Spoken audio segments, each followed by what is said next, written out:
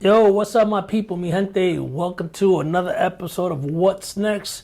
I'm your host, Lou Maroto, and today we have another special guest. Before we get into that, talking about my man John Ski, I want to say thank you to those that have given me the opportunity to have this platform, this podcast. So I want to say thank you to Simpatico Real Estate out of Palm Beach for all your residential and commercial needs. Hit them up. The link will be down in the description. All right. Also, Bushel Stop Landscaping Supplies. There's 6 stores in Southeast Florida. Give them a call for all your residential and commercial needs. Also, they have phenomenal supplies that'll make your properties look great. All right. So with that said, today's guest is my man Johnny, my cousin. All right. Go way back, like Oregon staircases. Hailing out of Brooklyn, New York, now living in West Palm. We're gonna get into his life, you know, from growing up in New York and in the days, and now being he's always been a hip hop head, living here in West Palm, and from here to Miami. All right, so we're gonna get into that in about 2 seconds after we cue the music. All right, Jake, welcome, my brother. Yo, thanks for having me. Yo, I appreciate you. Like, it ain't no cap, man. When you think about family, it's just fam, you know what I'm saying? Like, you know, like, I'll tell you like this right now. You're the only cop I'm ever, like, you know what I'm saying? Like, I told you that, you know what I'm saying? And I told you, not to, you know what I'm saying? Let me just cut this in. You know, I went to prison, you know what I'm saying? I was in prison for a little minute, you know what I'm saying? I had to go lay down for a little while, but... Which time? I know. The first time when I did the nickel, you know, they gave me 5 years. But so I get into a little altercation with this sergeant who was on my ass. You know what I'm saying? He was a gang sergeant, and I knew the dude who was running the Kings. He slept right next to me, and I knew the dude who had the Bloods. Yeah. So I would be walking around with these dudes, and the sergeant would always pull me in and tell me, "Yo, strip," because I want. And I'm like, "What the fuck?" He's like, "I want to see tattoos." And I'm like, "Oh, so was you like affiliated?" Yeah. So I'm like, "Oh, never." I'm like, the size of my family, I never had to be in a gang. I was already in one. You know what I'm saying? I had so many cousins. You know what I'm saying? So it was like, all right. So he catches me in an unauthorized area and he locks me up. And he sends me to confinement, right? So I'm in confinement. I just got put into the cell. And, you know, when I'm in confinement, it's a different mind state, you know what I'm saying? It's like, you ain't going nowhere. So I had to get tired, so I start working out. I start doing push-ups. I start, you know what I'm saying, just to get tired, to go to sleep because you ain't got nothing to do. Right. Officer comes by and puts a letter on top of the thing and walks by. So I'm down there doing push-ups, and I'm yelling at him like, yo, like, this letter cannot be for me because I just got in this cell. You know what I'm saying? Like, how, you know what I mean? Like, bro. So I'm still doing the push-ups, and I'm like, yo, officer, this letter right here but can't be for me. He's like, well, did you look at it? And I'm like, whatever. So I go look at the fucking letter, though. It was you, yo. You sent me this letter, yo. And I tell you right now, I can do a perfect word. He's like, yo, Johnny, I'm in my patrol car right now. I was thinking of you and shit, man. So I looked you up. I'm out here trying to make $1 out of 50 cents. This, and I was like, yo. I was yelling on that pod. Like, I was like, yo, this is the realest nigga ever right here. This is a police officer. Yo, bro, I've always done stuff like that. You know what I'm saying? Because one of my friends that actually worked with me many years ago, he got locked up. Okay. Right? I'm talking about police officer. Oh, yeah. He did his bit, but you know what? Even when he was locked up, I used to write him letters. Oh no, man, yo. Because if you cool with me, man, you know that's 100.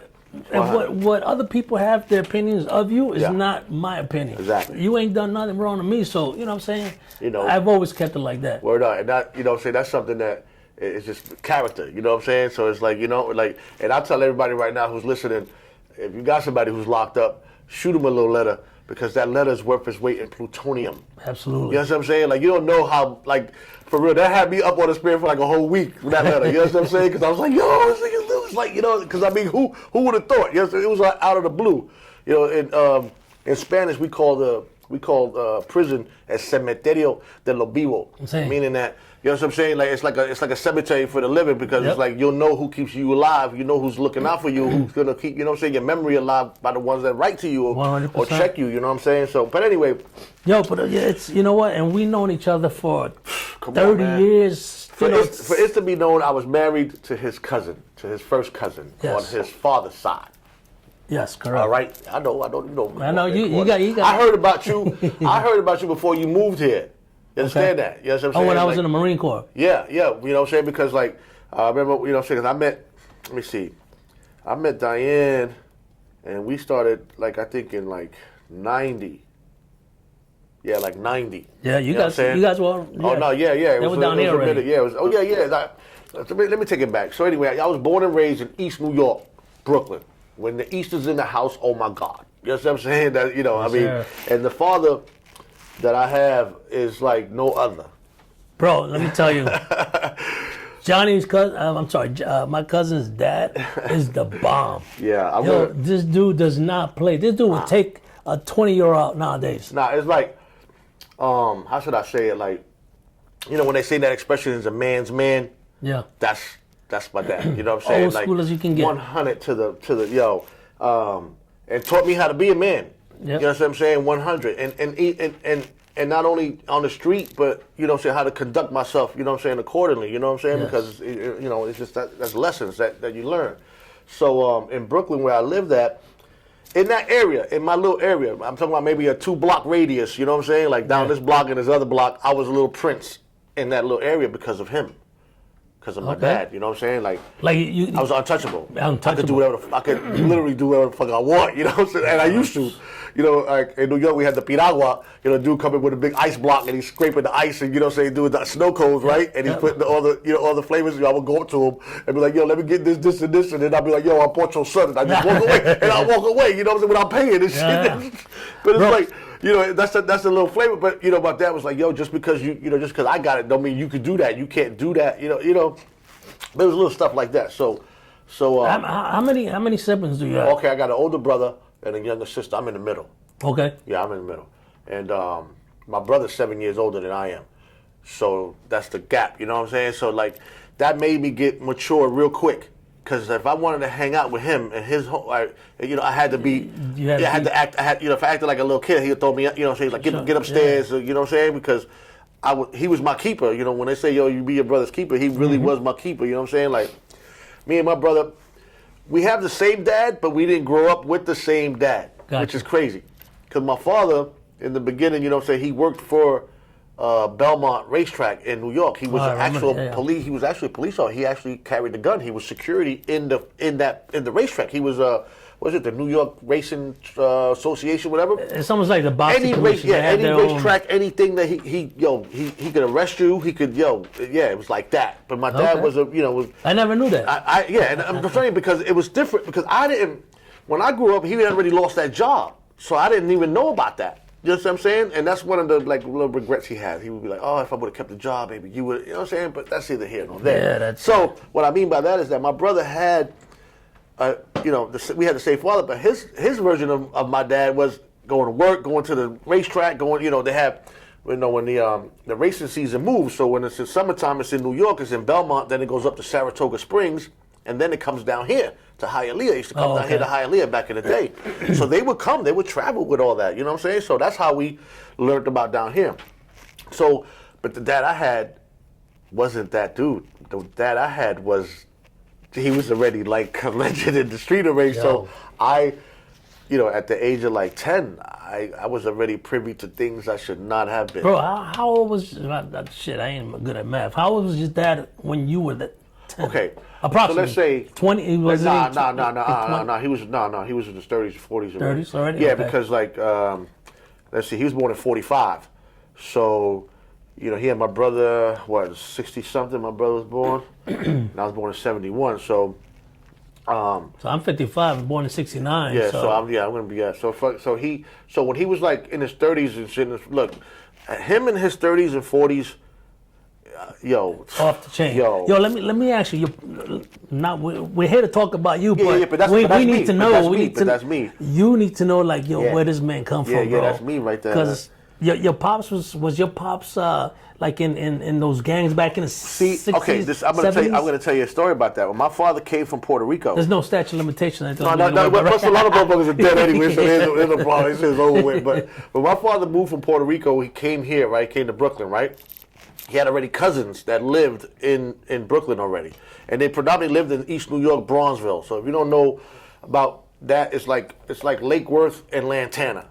Do you understand what I'm saying? It's like they're right there close to each other. So it's like you got East New York right here and it's just one block. which is Junior Street, that splits East New York and Everything Bronzeville. changes. Bronzeville is where Mike Tyson's from, Sav Judah, Riddick Bowe, all them. So Bronzeville is but we were right there. So we had the only when you came out of Bronzeville, you came down. What was it, Blake or Sutter Avenue or Blake Avenue? You come down, and you're gonna hit Hinsdale. When you hit Hinsdale, I don't care where you at, that's Spanish. So it's like the Cocolos, they used to have to walk accordingly to go through that block because they already knew. You know what I'm saying? They know what time it was. But so my father got here, he didn't speak no English. So he refused. He told his cousins, don't speak no English around me because, you know what I'm saying? Like, you better either, let me know, you know what I mean? Because I get complex. So he goes to school, and back then I think it was the Savage Skulls. Because these were gang back in the day. Not no. I'm talking about gang, like almost like motorcycle gangs. Wearing the jacket, the colors, and all that. Yeah, exactly. So these were the Savage Skulls, and I think they had a gang over there in Bronzeville. So my father goes to school, with his cousins and stuff. So my father sees these guys jumping on this one dude, and the dude is Spanish who they jumping on. So my father's like, "Yo, what's going on over there?" And his cousin's like, no, don't get into that, And my father's like, what you mean don't get into that? They jumping him. He's only one dude and whatever. So my father goes over there and gets into this thing. So he tells his cousin, I want you to translate to him what I'm going to tell you. Say, he goes, I want you to tell him who's the leader, who's the baddest out of all of them.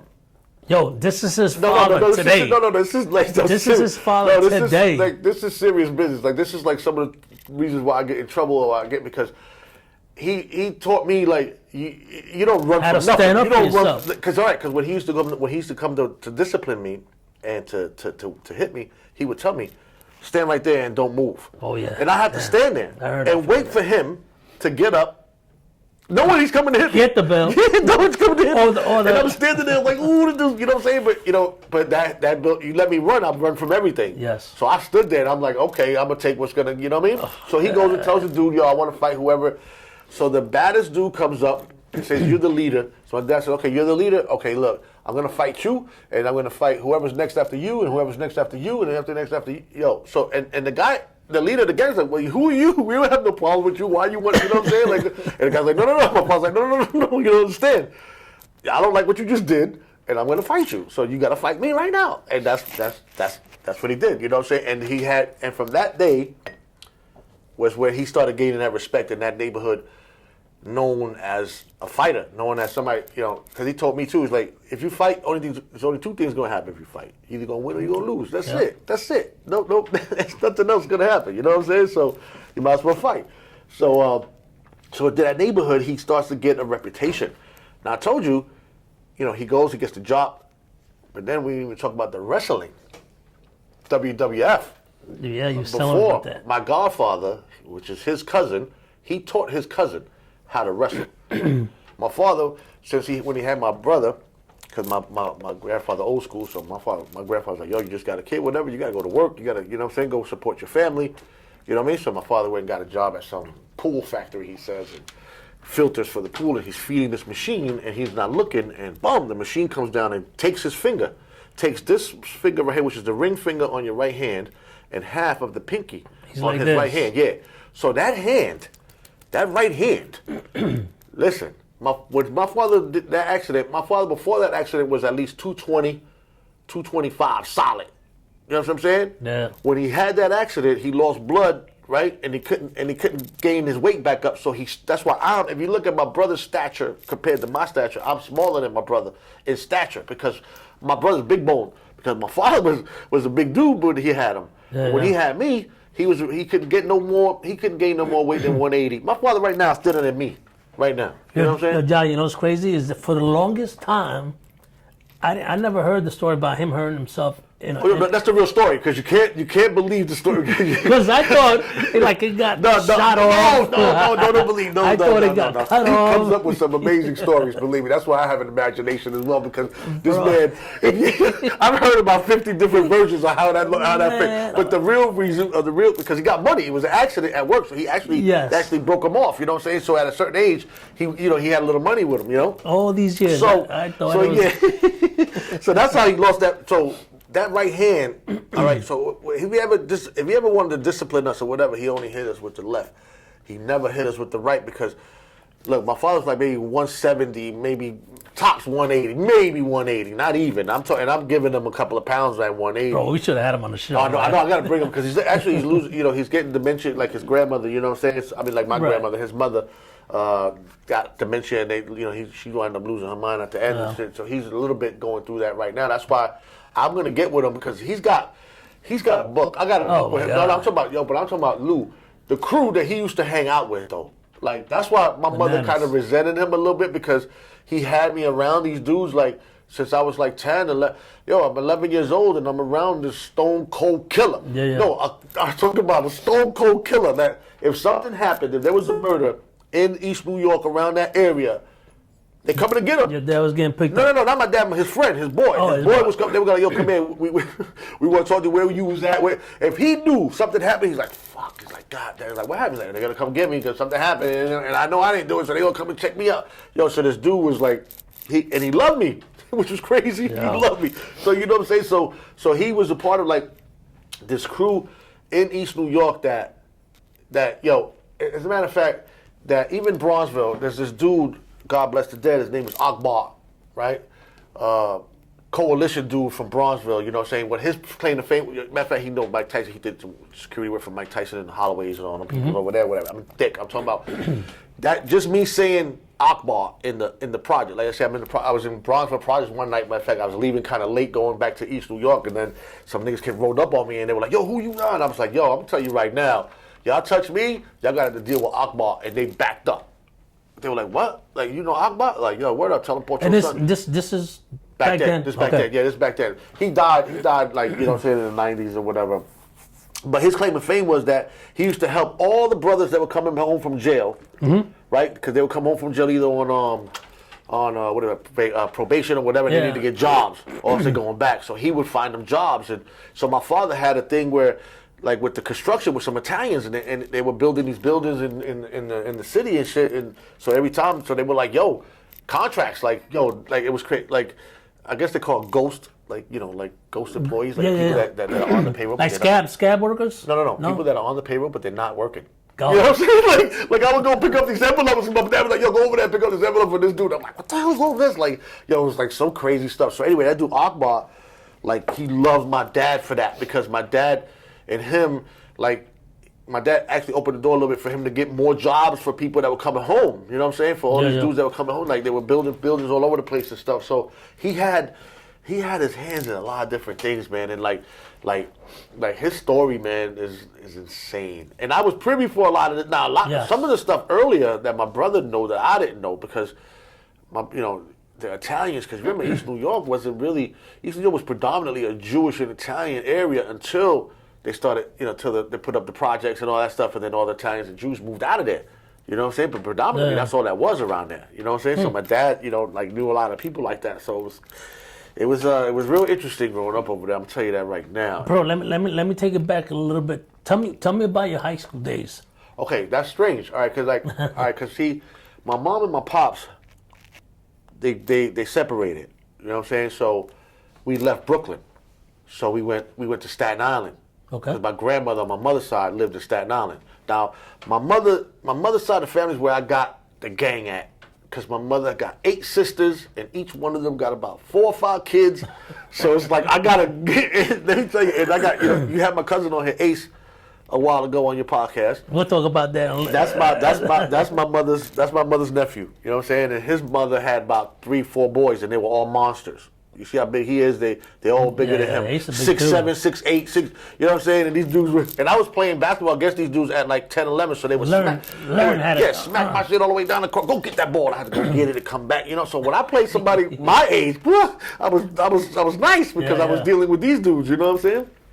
So anyway, we moved to Staten Island. In Staten Island, I did my I did my middle school in Staten Island. Okay. Actually, Staten Island prepared me to come down here and live here. All right, because what happened? In one way. I'm gonna show you, because it's suburban. Look, New York City consists of 5 boroughs. Right. Right. Manhattan, Brooklyn, Queens, Bronx, and Staten Island. Mm-hmm. A lot of people back in the day didn't think, they would say Long Island before they said Staten Island. You understand what I'm saying? Yeah. Even on the radio.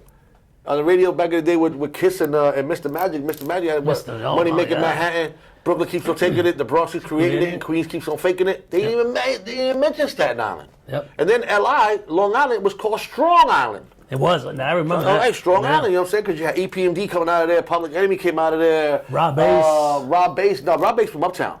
Was he? From I Uptown. thought he was from Long Island. Oh, was that Eazy-E? Because Eazy-E, I think Eazy-E from Harlem, and Rob Bass was from Yeah, because when I was Amityville, in I think he's from Amityville. Yeah, I was in Central Africa back in the late '80s. And he was out there. He had come up with the one song, "It Takes Two." It Takes Two.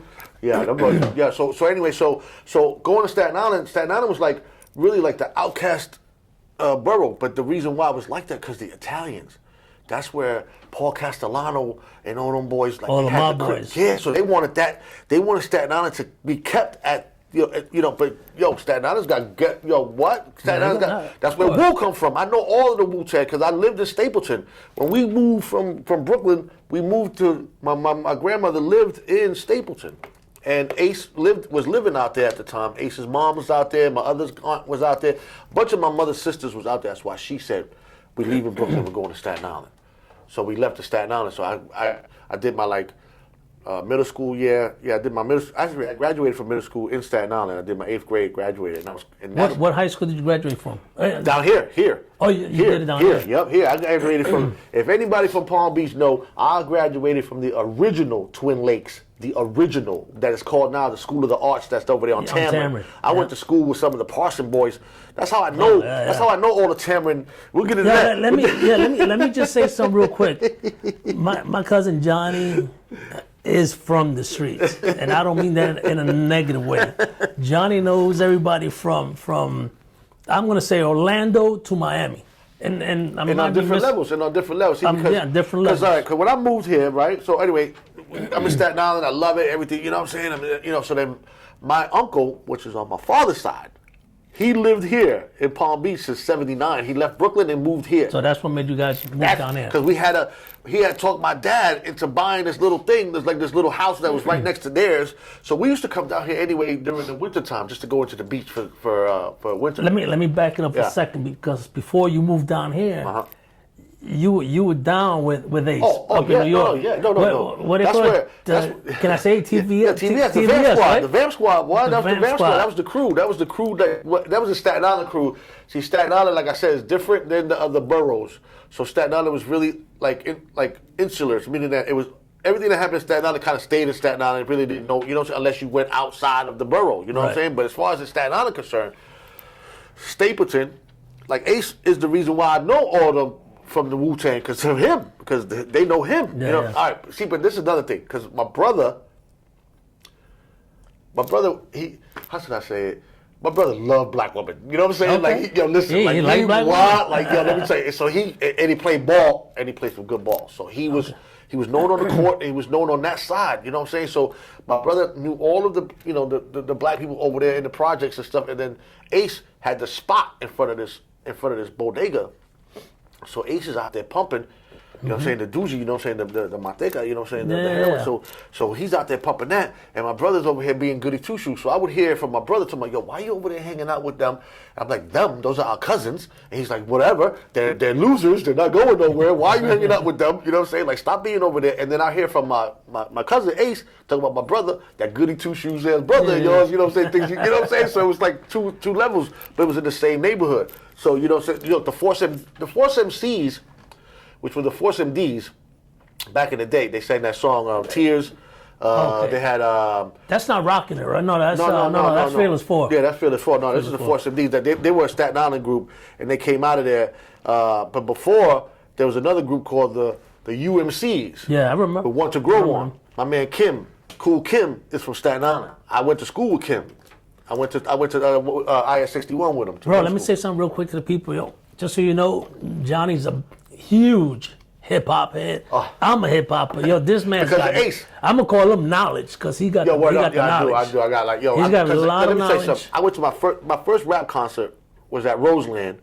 Oh, yeah. Roseland is a big ballroom. It's a fancy. It's still open to this very day. It's still there. Yeah, in Midtown.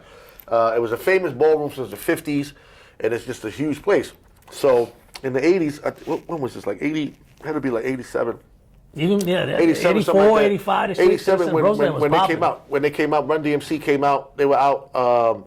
So there was a Run DMC was on the thing. Nucleus was on there. The Force MCs, because that's how we got in. Because that's how Ace was able to get in. Because the Force MCs were going to do their shit in there too. Okay. So I'm 11 years old, bro. 11 years old. I'm 11. People. I'm begging my mom, please, mom, please, let me go, let me go. And Ace is like, you ain't going unless your mom, you know what I'm saying, says you can go because, you know, we going to Manhattan, we going to the city. So, and I'm always telling her, no, mom, it's over here, it's just right there. We just, I just want to see the music. And I ain't tell her we're going to the city because if I did, she wouldn't let me go. So she was like, all right, are you sure? I'm like, yeah, Ace is going to come get me. I'll be. I told her, listen, you just got to go upstairs and tell mom yes. Don't say anything else about the So she allowed me to go. My first rap concert I seen, Run DMC, Nucleus, Force MDs, and Roseland. And that Roseland, that performance, they stole Run DMC's leathers. They had the leather blazer. Oh, they stole got it. Yeah, they got jacked up in the back. So Run didn't want to do the show because he was throwing a little pitchy fit. And I was backstage because of Force MCs and them. That's when I kind of was like, yo, I could do that. You know what I'm saying? I was Jack people up? No, not that. I could do that too, but I was like, you know what I'm saying? But I didn't have a need to jack nobody up because I always had money because my father, you know what I'm saying, we used to always give money.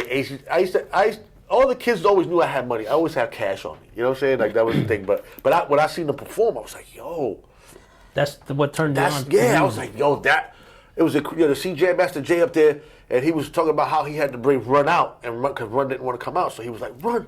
I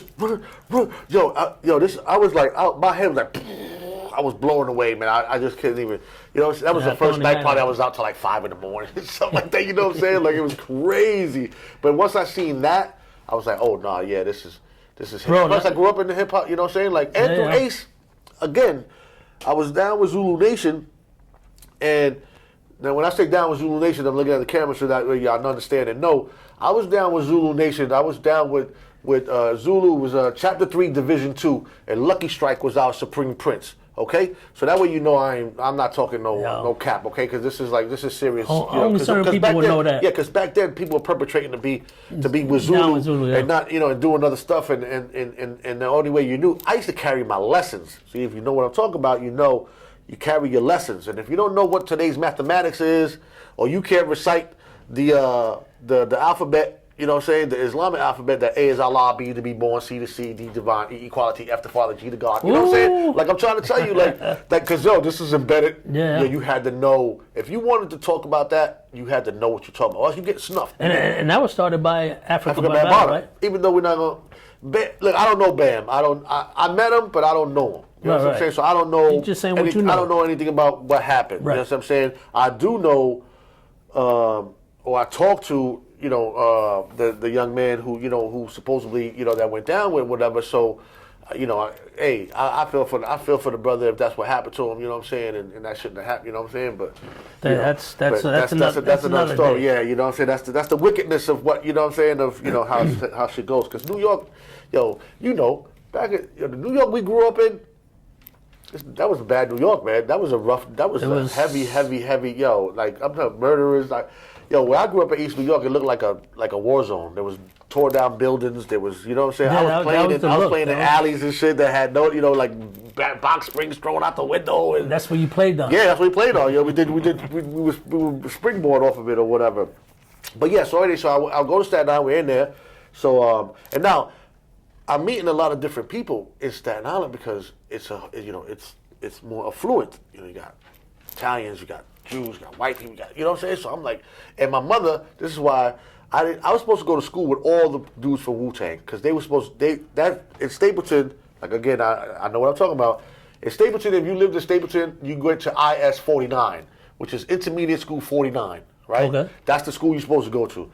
I didn't go to that school. My mom was like, nope, you're not going to that school. You're going to go to the school up there. I went to IS 61. I used to have to take 2 buses to go to that school. So when I go back to the projects, I'm hanging out with them, they're like, yo, don't you live right here? I'm like, yes. Yeah. What school you go to? And I'm like, oh, I go to 61. They're like, well, why do you go over there? I was like, yo, my mom. But honestly, it was a better school, though. Yeah. It was a 100%, the curriculum, what I got taught over there compared to what, 49, like, even though it was hard for them because, if when you went to that school, IS 49, you had to go under this bridge over there in Staten Island that's called Rosebank. And y'all know what I'm talking about. It's probably still racist to this very day right now, Rosebank. Oh, like the Punta Ochos? Yeah, no, I'm talking about, no, this is a place, this is a little area in Staten Island that you come out, that in order to get to the school that these guys had to go to from the projects, they used to have to pass by this area called Rosebank, and there was this overpass, and on the overpass it said, "Kill niggas" or some shit like that. So imagine going to school and you got to go under that every day to go to school, and you got these white boys, and they just want to kill you because you're black. Oh, wow. It was crazy. It was because Staten Island was really racist like that. Yeah. Really, you know what? really I did like hear. I didn't hang out in Staten Island. You know, in Yonkers wasn't like that. Like I mean, you leave Pierce Street, y'all leave that little hood like that. Y'all go up to the more affluent. Like, I remember when we used to go like New Rochelle. Okay. Now, there you felt the racism. I remember walking into. There was a club called Hoops. Back in New Rochelle, Okay. And I remember, 4 or 5 of us, between Puerto Rican, and black, we walk up in there and literally it's like, and them Guidos would look at you, like, what the fuck? Like, what the fuck you doing up in here? And we were like, yo, you a threat. We didn't want that drink anyways. Yeah. Let's go. Let's get out of here. Yeah, definitely. See, but in New York, even in Brooklyn, there's places like that. You know that. So in Brooklyn, we had Canarsie and we had Bensonhurst. Yo. Everybody knew straight up and down. You go through Canarsie, you go to Bensonhurst, you better walk through there and just get the fuck out. That's all Italians. You remember there was like 3 or 4 black kids got chased. That was Howard Beach. That was Howard Beach. That's right next. That's Howard Beach is right after East New York. Yeah, I remember. Because it's right over there off of what is it, Atlantic or Liberty? I think it's Liberty. Yeah, it's Liberty Avenue, whatever. It's down at the end of Liberty, over there by City Line. Because that's why East New York is at the end of Brooklyn. So like once you get to East New York, you can go right at there's only one block separating East New York, Brooklyn from Queens, and that's City Line. It's called City Line. Right. So there was a lot of stores and stuff down there. So Astoria, Queens is right there. Yep. You know what I'm saying? So then you get into the houses. Queens is always a little. Yo, let me ask you a question. Did you get in any trouble when you was up in? Never, boy. If I would have been dead. Yeah. But you know what?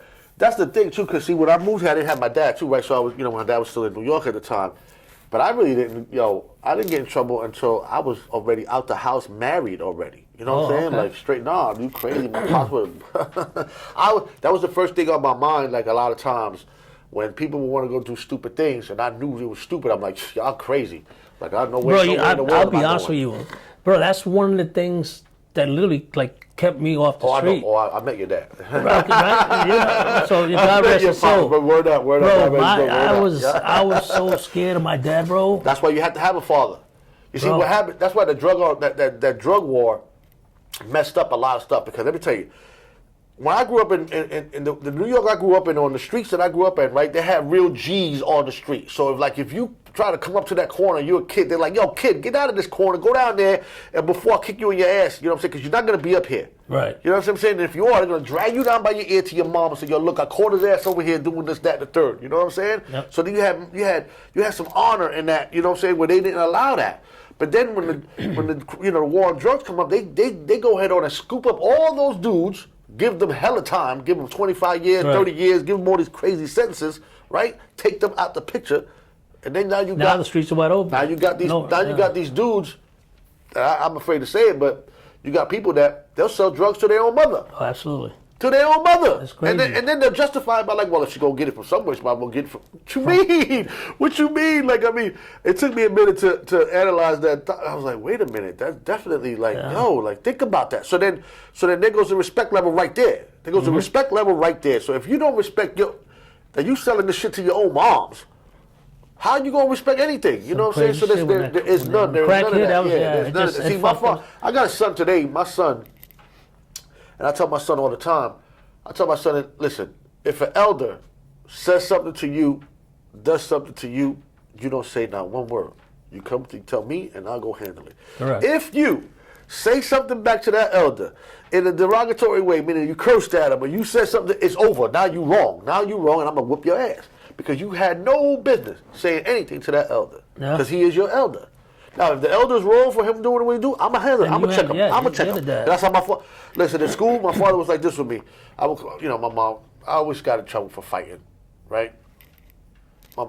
What happened? He got suspended? What happened? What he did? Oh, he got into a fight. All right. My mother said, what you mean, all right?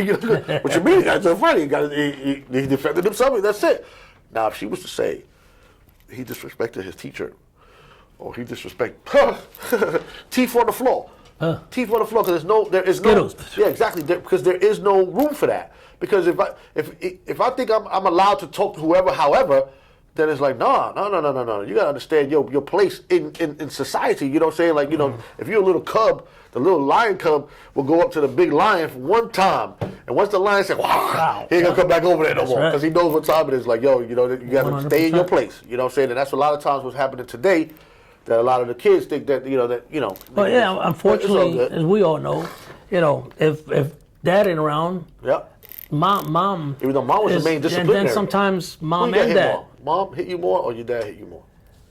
My dad. Your dad? Yeah, my dad. Your dad put the brakes on y'all. That's why Larry is the way Larry is. Is that why Larry is the way Larry is? Bro, his brother, I gotta love him. I gotta love him. Jesus Christ. My brother Larry. That's how. But that's how it is. Family. You know what I'm saying? You can't. But look, man, I wouldn't trade nothing. Me neither. I wouldn't trade nothing. Yeah, I wouldn't trade nothing. Only thing I would trade probably that I wish I would have a little bit more time with my mom, because you know what I'm saying. My mom, she had diabetes and she passed away on me. You know what I'm saying? And besides, I wish I wouldn't have squandered that. You know what I'm saying? That I always thought she was going to be there. So I was like, I always thought Pops was going to be the one that's going to go first. Yeah. Straight up. If you put money down, everybody had money on Pops going first, of course, because he's in the street. My father's been shot more times than somebody in the army. I went with him to the doctor one time. The doctor put this, the X-ray up, and he's like, yo, why aren't you at the VA? I'm looking like, what do you mean? He's like, aren't you a veteran? Where did you get shot so much time? He's like, yo, I was in a war in Brooklyn. That's where he was at, because that's the way it was. But I seen my father get shot. I seen him get shot. Really? Yeah, I seen him. Tell me a little bit about that. All right, my father's the type, look, like the story I told you first, when he first came from Puerto Rico. He doesn't like to see abuse. He doesn't care who you are, what you are. So he's a protector. Yeah, he don't like to see abuse. Like, he don't like to see a bully, or he don't like to see 2 people or 3 people jumping on one person, because he's like, hey, listen, whatever that dude did, if y'all can't fight them one-on-ones, or what y'all, you know what I'm saying, jumping on him for, that doesn't make sense. Either that, just kill him already. You know what I'm saying? That's his mentality about the thing. So he doesn't like any bully situation. So if he's talking to you, let's just say he just met you, and he's talking to you at the bar, y'all sharing a drink, y'all, you know what I'm saying? Y'all getting to know each other, and somebody comes from your past and runs into you that day and wants to do something to you that day, guess what? You ain't by yourself. You got somebody. Pops is gonna be like, yo, Pops gonna tell the dude, look, I don't care what this dude did, but right now he's with me. So if you got a problem with him, you got a problem with me. And as a matter of fact, he gonna tell you, yo, get over there real quick. I'm gonna take care of this dude real quick. And go get him. Like, so that's what happened. In most cases, most of the times he got shot, is because he's protecting somebody else. Like, he jumped, you know what I'm saying? He got into something that it wasn't even nothing to do with him. Nothing to do with it. Some of the people were telling me, yo, Poncho, please, it has nothing to do with you. I was like, oh, sorry. I know about it now, so I'm gonna handle it. So that's how, you know what I mean? So he's fighting this dude. He's fighting this dude outside the social club right there on Livonia. Matter of fact, on Livonia Avenue. And it's crazy. I can picture it right your now. memories I can picture it right now. No, I can picture it right now. I can imagine. It's like, so, look, my father has tones, and I'm pretty sure your father did. My son knows this of me too. So the tones of my voice. So there's a tone that my father talks in, and when he gets to that tone, it's not coming back. That's the get ready, because something's like gonna happen. DEFCON 1, 2, and 3, right? Something's gonna happen. The napalm's coming. Something's gonna happen. So, and a lot of times, I would cringe because he would have certain things that I know that he would do. So anyway, so he's sitting there. I hear it. I hear the voice. I hear him. I hear that pitch. I'm like, louder. oh shit, what's going on? I'm a little dude too. So I was probably like 10.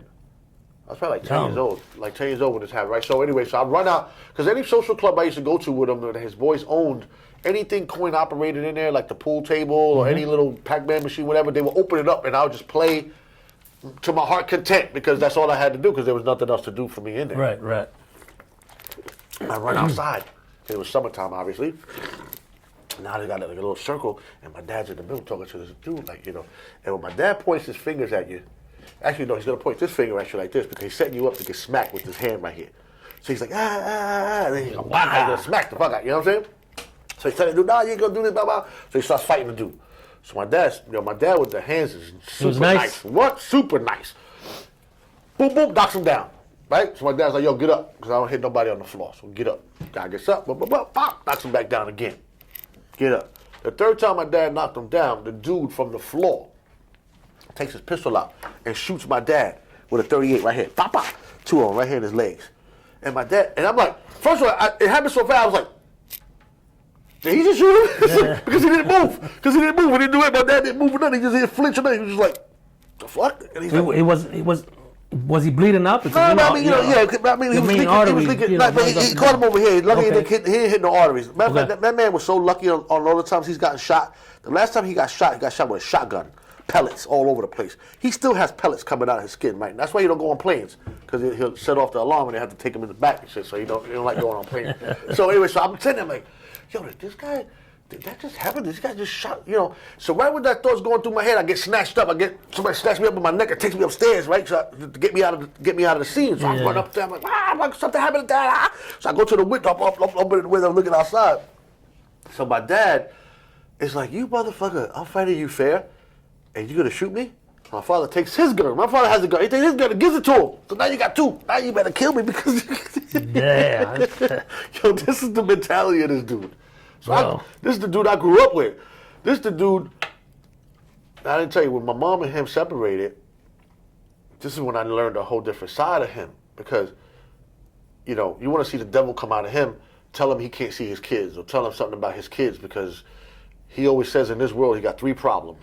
And that's me, my brother, and my sister. That's it. If we ain't got no problems, he ain't got no problem. If we got problems, then he got a problem. You know what I'm saying? And I tell my son that all the time. I'm like, yo, I got, you know what I'm saying? If you got a problem, I got a problem. That's it. Yo, people, just so you know, having a conversation with this man's dad, it's like sitting at a movie theater. Not word up. Like he captivates you. He and it's real, though, puts you in a trance because the story. That's why the bullshit come out and he'll get you with the bullshit. Because you won't think that that's bullshit. Yeah, that he's telling you like, about the finger. He's like, the grenade went off in my head. They don't even know that they picked it up and stabbed the dude with it and shit. I was like, and people, and I'm talking about, you believe that? I'm like, holy shit! Like, this guy's good. He should be a salesman. This motherfucker. Let's sell some cars. No, because it's just, you would think that of him, because this dude's kind. You look at him like, yo, this motherfucker's crazy. Like, he is literally crazy, man. Bro, but he's got that aura. You know what I mean? Yeah. He'll tell you he's a good dude, though. I'm going to tell you that right now. 100%. I see my 100%. Damn, we're already at 43 minutes. No, it's because we're having a good time. Yeah, I know. That's the way it is, though. We're having in a this good time. podcast situation like that, that's the way it goes. But anyway, so let me let's fast forward a little bit to so I got here. Here. I got here 85 in West Palm Beach, Florida. West Palm Beach, Florida, 1985 was nothing like it is now. Nothing. As far as what? As far as everything. This was crime. Listen, well, all right. Scenery. It was segregated like it is. You know what I'm saying? Like Tamron down there, downtown West Palm. It was that era. That was bananas. Listen, that's why I know a lot of people from downtown down there because of one. I'll fight because it's like, they would look at you like that's the first time I had to learn how about Chico, because they would call me, what's up, Chico? I'm like, Chico? What the fuck? Yo, like, what's going on, my man? Like, you know what I'm saying? Like, you know what I'm saying? Because back then you would come out, yo, what's up, son? Who's Chico? I don't know what's up, Chico. Like, I'm trying to get some weed. What's up? You know what I'm saying? Yo, going to Tamron, trying to buy weed. Motherfuckers beating me, selling me dirt, selling me all this bullshit. Oregano. Nigga, so I'm like, okay, I know. One time I got fed up. I said, okay, this is going to end today. Took the car down the middle of this dead-end street down there called Grant Street, dead end street. I went over to the end, I turned around, I parked the car right in the middle of the street, I jumped out, no shirt, I was like, yo, check this the fuck out. Y'all ain't gonna beat me today. Cause I've been here several times, I'm trying to buy some trees, y'all niggas keep selling me this fuck ass shit. I'm like, I'm not leaving until I get some fucking weed today. A dread was standing on the side of the building, was like, I dread. And I'm like, nigga, where you been at the whole time? Like, I'm trying to get trees, and these dudes, he's like, yeah, but it's the law of the land here, your complexion. Easy yeah, you know what I'm saying? You ain't even supposed to be on this side of town. You're supposed to be on that. Because remember, Tamron, Okeechobee separated the black and the Spanish. So it's like, okay, if you went to Okeechobee and you started going north on Tamron, that was, you start going down in downtown 7th Street, all that shit like that. If you go south on Tamron, it turns into Parker. Yeah. It's not Tamron anymore, it's Parker. Yep. Now Parker is where you go down and you got little Cuba. It's all Spanish, all Spanish. But I'm sure when you first got down here, everything east of Parker, Alabama, all that. No, that's all Crackville. No, listen. No, that was the get. Like, I wasn't there yet, but yo, I that heard was the some stories. listen. That was used to be. listen. You could drive down that street if you were in any shade lighter than you know what I'm saying. They would pull you over automatically. Now, if you look Mexican, they wouldn't mess with you too much. You know what I'm saying? Because it was you were either Mexican or Haitian. Or straight black that lived in that area, Florida Avenue, Georgia Avenue, Lake Avenue, all that, New Jersey Street, P Street, N Street, you know, all that. Streets are no longer there. Yeah, no, they're still there, but now it's called Gramercy Park. Now it's all. Look, my uncle, that's where we had the house at. So when they went through there, they started buying up all those properties. Yes. Right? So I'm telling my uncle, yo, don't sell. Don't sell the house. Find out what they're doing. I'm like, why are they buying all this stuff up around here? What are they doing? Like, yo, and he held out a little bit, and he got the most for his little house that he got. You go down there now. Yo, those houses are $600,000. They're some of them houses are what do you call those? Are historic. So that means that you can't knock it down. You could gut it from the inside and do, but you can't knock it down. Like that place. I know a lot about this area. So anyway, so I come down here. That's rough down here, but I hated it. You take me out the big city, man, and come down here. First off, it's 100,000 degrees out here. Right? 100,000. Yo, humidity in the shade, it's 100,000. I'm like, yo, I'm like, what is it? And then I'm looking at these. Now, let me back. The crack, I seen crack the first time when I left New York, right? 83, 84, is what, you know what I'm saying? Because I was selling, and that's why I'm glad it happens for a reason. I would have probably been dead or in jail because once we was in Staten Island, see, because when I got to Staten Island, I got a little loose. Meaning that I was able to get up under and go do shit that I would never ordinarily would not be able to do over there in Brooklyn with my father. Because first off, I knew one important reason. I leave my 2 little block zone, it's fair game. So I even used to change my outfits when I used to leave my block. For real, nah, because I would have $100 sneakers and I'm 13 years old. I got a $100 pair of sneakers. I got, you know what I'm saying? I got a leather on. I got a bomber on. Yeah, what? I don't care who your father is up here, nigga. You outside your zone. You a duck. You getting took. You know what I'm saying? So I would be real mindful of that. So, you know, down here, so I got loose down. You know what I'm saying? I'm in Staten Island. So before I moved here, I was with this dude named Carlos. God bless the dead. I'm trying to remember his last name right now, but in Staten Island, he was the first one, right? Because me and him, we lived across the street from each other, so he was like, yo, come with me up. Because he knew I had money. He was hustling? Now, this is when he first started. I got down with him, right? So he was like, yo, because he knew I had money. I used to always have cash on me. So he was like, yo, I know you got money, nigga. How much money you got saved up? And I was like, I don't know, I probably got like, $300-$400 upstairs. Whatever. He's like, go get that. I'm like, what? He's like, go get that. We're going to put this together. Right. I was like, what we going to do? He's like, don't worry, man. Come, go get that. We're going to flip that. Watch, we go. And I'm like, how much money you got? He had, I'm like, man, 150, whatever, right? So we put our money together. We go uptown. We go uptown to 100. When was that? 135th, 140, something like that uptown. And we went up there, we were buying these valves, these crack valves that were like this. Like I'm talking about, and they were like, I think they were like $20, something like that. And they were humongous. We take those valves back to Staten Island, empty them, revalve them into little trays, into like little trays. Oh my God. My 300 quickly turned into like 750. From 750 went to like 1,000 something, 1,200, 1,300. At what age? Oh, I was. You still in New York, right? New York, yes, I was like 11, I was 14. 13? No, this was 14. I was in Staten Island, so I was like 13, 14 already. Going uptown, and he taught me this. I'm like, the first time I see somebody smoking, he was like, yo, watch this. The lady right there, she had the shit. She turns on this fucking this soldering gun away. I'm like, yo, what the fuck? I'm like, yo, what's she gonna do? She had the torch? Yeah, I'm like, yo, what's she gonna do? She gonna fix something? He's like, watch. And she puts it on this stuff. I'm like, oh, what the hell is that? He goes, that's crack. That's what I'm like, that's blew my mind. I was like, all right. So then now you come down here with that knowledge. I come here and I come to crack. I come to Cocaineville, USA. Crack USA. 1885 here, cocaine here. Yeah, that's why I have a total disregard for cocaine. Like the Cubans that I met. My oldest cousin on my father's side was married to this Cuban guy. God bless the dead. You know what I'm saying? And he used to run shit in this area in West Palm. Okay. He was the Don Dada. Like he had, because I was from New York, so I used to always like, I'm from New York, nigga, I know everything. Nigga, y'all don't know that. Right. So one day he told me, Johnny, go in the room, there's a duffel bag, open the duffel bag, there's some coke in there, bring me the coke. So I go to the room, I see a duffel bag, open it up, I see these little square things, these little square black things, right? I take all of them out. I take them out the thing. I'm looking for a bag of coke. So I come back, I was like, yo, there ain't no coke in there. He's like, what? This is what you mean? I'm like, every one of those was like, holy shit. I was like, yo, there's like 15 of them. I was like, oh my God. I'm like, yo, this nigga's great. So he was like, oh, I thought you were from New York. I thought you knew everything. I thought you knew about this. I thought you I knew was like, about yo, I this didn't know about that. I was groupies. like, I ain't know, I ain't never seen no shit like that. I'm like, y'all got it like that. And I'm like, so people are just walking out of this little apartment, because that was the little trap house he had. People walking out this little apartment. This one dude used to come and get a brick, put it in between a little newspaper, put it under his arm, and walk out. And go sell it to somebody, come back with the cash and shit. Back then, that's when the key was costing 50 grand. Oh, yeah. 50 grand. Yeah. Down here, 85. Whew, so forget it. So I come down and I get with this dude. Now I see the crack down here. Like they giving some shit out that I'm like, what the? I'm like, oh my God. Now you already have seen, the powder turn into crack. Oh, I know how to cook it. I knew how to cook it New York style, not Florida. They cook it different here. In New York, they cook it, even though I shouldn't be saying this, but they cook it as comeback. So comeback is just, you say, okay, let's say you got 4.5 ounces of Coke.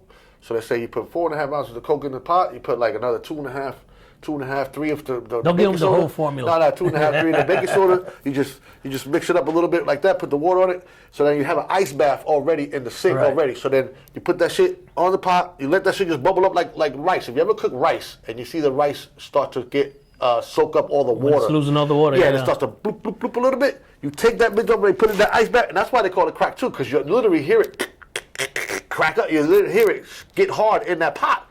Take that shit out of there. Oh my God.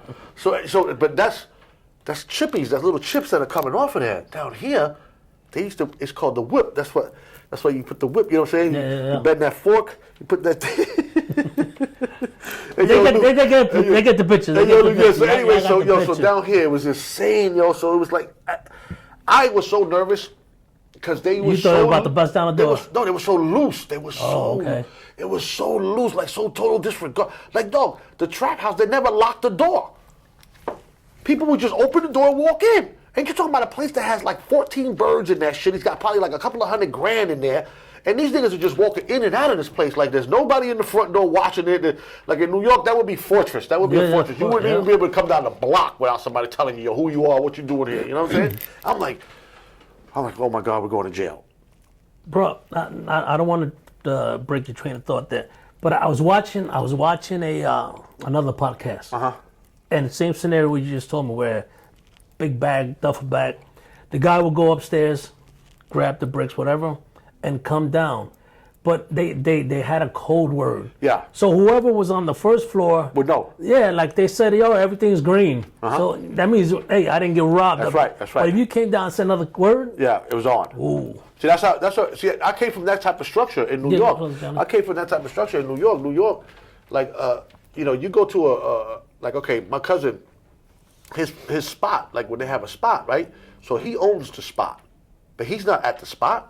Right. He owns it. He got workers. He's got a lieutenant. He's got a lieutenant. That's the lieutenant of the spot. So that's the one who's in charge of the work. He's in charge of the money. He's in charge of the workers. He's in charge of all that. He's in charge of it every day. So then you got the lieutenant. Then you got the one who's hand to handing. Then you got the one who's getting the money. It's structure. Yeah. Here. It's structure.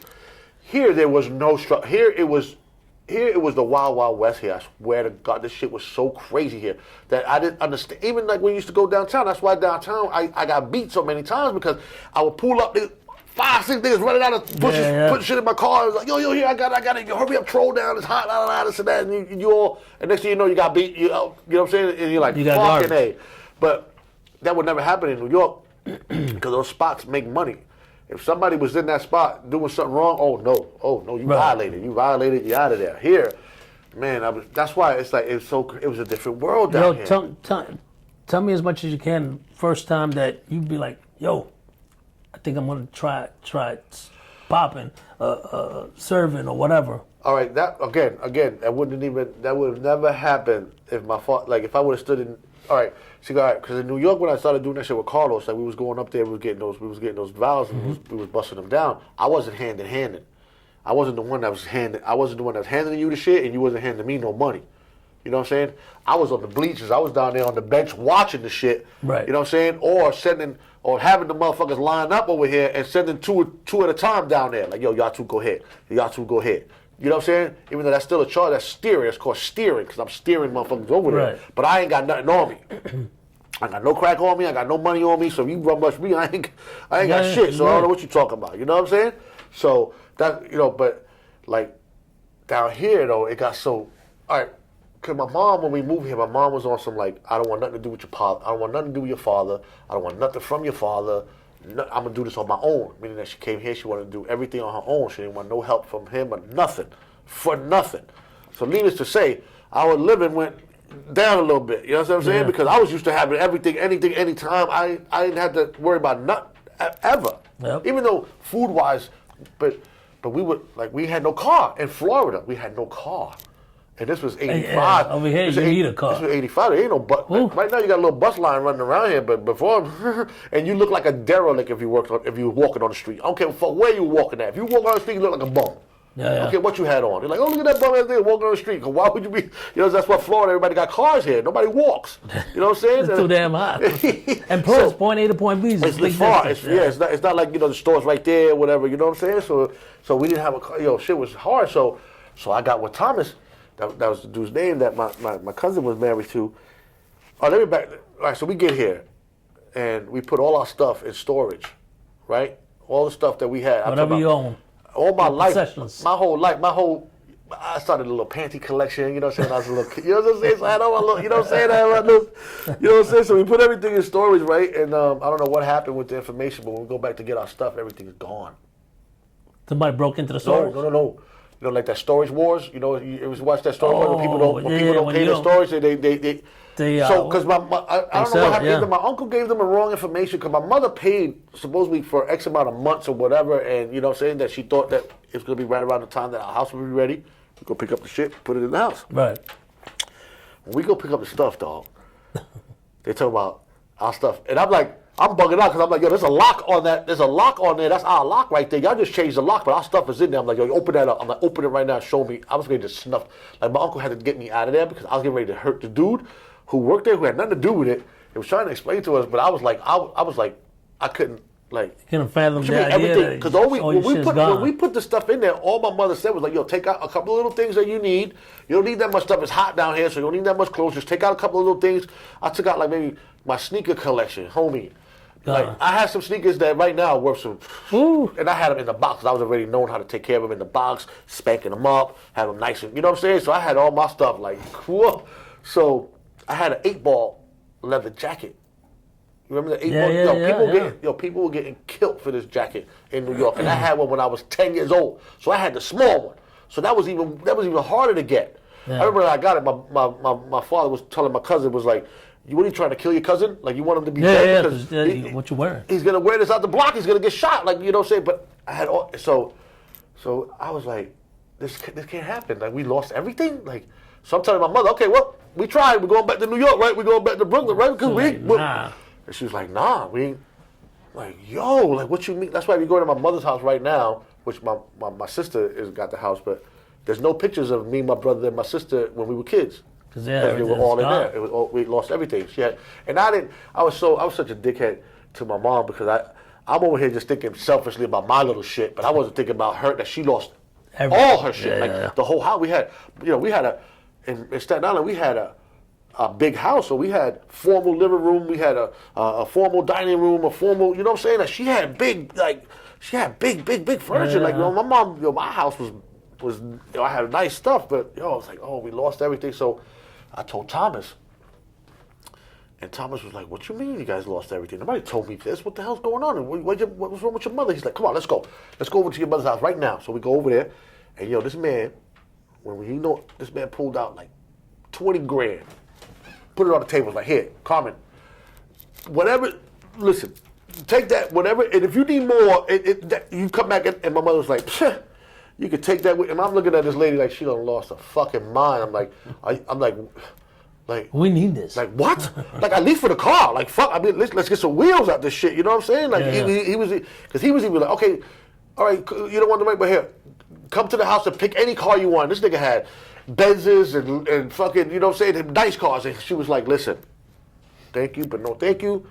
You know what I'm saying? And she seen my face already, so she already knew my wheels were turning. So she pulled me by the ear. She's like, let me tell you something. Don't you think about bringing that money in here little by little. Because I know you. So don't think you're going to come over here, you show up here with a car, I'm going to burn it. Ooh. You know what I'm saying? So she was like, Mom wasn't playing. I called my dad. I'm like, yo, Dad, she done lost her mind. I'm like, she done lost her mind. Shit's fucked up down here. And he's like, what happened? I'm like, yo, because he knew who Thomas was. So I'm like, yo, Thomas came. Yo, go do some money on the table. Told her to get whatever she wanted. And he's like, my dad was like, you don't know your mother, do you? Like, when your mother put her mind to something, ain't nothing budget. And he goes, why you think you are down here and I'm up here? So what happens now? So we come. What happens? We go there. We do our thing, like we get it all together. So then my mother does it all by herself. And so we move out of down here because we lived on Georgia Avenue, bro. We lived in the thick of that shit. We were down here in the hood. So my mother, work whatever. Now I'm being a dickhead. I'm going back and forth. Every time I can get, I'm going back and forth. Like my father was like, "No, you got to be down there with your mom." So I came down here. I went to Twin Lakes 1 year, which was my freshman year, right? I left. I talked my father to let me go back to New York. I did my sophomore and junior year in New York, right? Okay. My junior year, I'm on the block, and TNT is called, really it's called, what is it? It's a Technical Narcotics Task Force. That's what it stands for, but it stands for Tuesdays and Thursdays, meaning that they come in on a Tuesday or on a Thursday, they come in, you know what I'm saying? So I'm on the block, and they sweep the block. Yeah. So when they sweep the block, they take everybody up against the wall, everybody, and you know what I'm saying? And if nobody's going to snitch, okay, did you find a bundle? A bundle is 10 bags. So they're like, yeah, we found one bundle. Okay, let's start counting. They start counting. One bag for you, one bag for you. They put a bag on everybody, on 10 people. All right, take this 10 right here. So I was like almost in the mix. What saved me was I had my Florida ID. So the officer was like, Florida, what? He's like, do you know I'm about ready to retire and I'm going down there. Like I got my boat down there. He's like, what are you doing here? He's like, he's like, I'm like, yo, I was born here. My aunt lives in the building right there. You know what I'm saying? My father has a store down the street, whatever. He's like, oh my God. He's like, oh, shit my ass over here. You know what I'm saying? So he saved my ass, but he made my dad. I'm gonna be living on that street. He was like, he's like, I got my boat down there ready to go. He's like, you don't understand. I'm ready to retire, going there. Like, fuck this place. You know what I'm saying? I'm done. So he goes, all right, I'm gonna save your ass because I thought he was gonna let me go. He's like, no. Didn't give you a pass? Called Dad. Dad had to come get me. Oof. From the precinct. You almost wish you would have took the ride, right? I didn't know what he was gonna do because he didn't say not one word to me. So when Dad's quiet, I'm like, that's it. Like, damn. Like, so all he did was, this is gonna hurt. All he said to me was, he handed me a ticket and it was like, go pack. And took you right to LaGuardia? No, nigga, because he ain't putting nobody on the plane. He took me right to the Amtrak. He took me to the train. Bro, You get on the train, you get on the fucking plane. I got a bougie. I said he put you on the plane. Fucking plane? You get on the train and get out of here. I don't fly on the plane, you ain't going on the plane. So he was just like, hey, you ain't coming back until you graduate. You ain't coming back to New York until you graduate. Because that's how he was. My father didn't care about anything until you graduated. Yeah. Like my father, I'm like that with my son right now. I don't care about any report card. You know any report card I care about? The last one. I want to see, did you pass? Okay, that's all I care about. I don't give a fuck. I don't care about anything. You passed? You good. That's all I care about. That's it. So I graduated from Twin Lakes. Yeah. Now, mind you, Twin Lakes is the original. It's called Palm Beach High. That's what that school was. It was Palm Beach High because all the well-to-doers that lived on Palm Beach Island didn't have a high school, or they'd have a school over there. They used to have to come across the bridge and go to that school. I was the last graduate. The little rich kids went to what? Listen, that school opened up in 1889. That school. I told you, 1889, and it closed in 1989. I was the last class out of there. I was graduated in 1989. Mr. Irving was my dean. In case y'all don't know, y'all think I'm bullshit. Mr. Irving had some crazy ass figures. Told you ain't no fluff on what's next. No, let me tell you. So anyway, so fucking I go there. That school was like. For real, it was like, first off, it was a campus. Because schools down here, in New York, we ain't got no space. So all the schools, all the buildings are going up like this.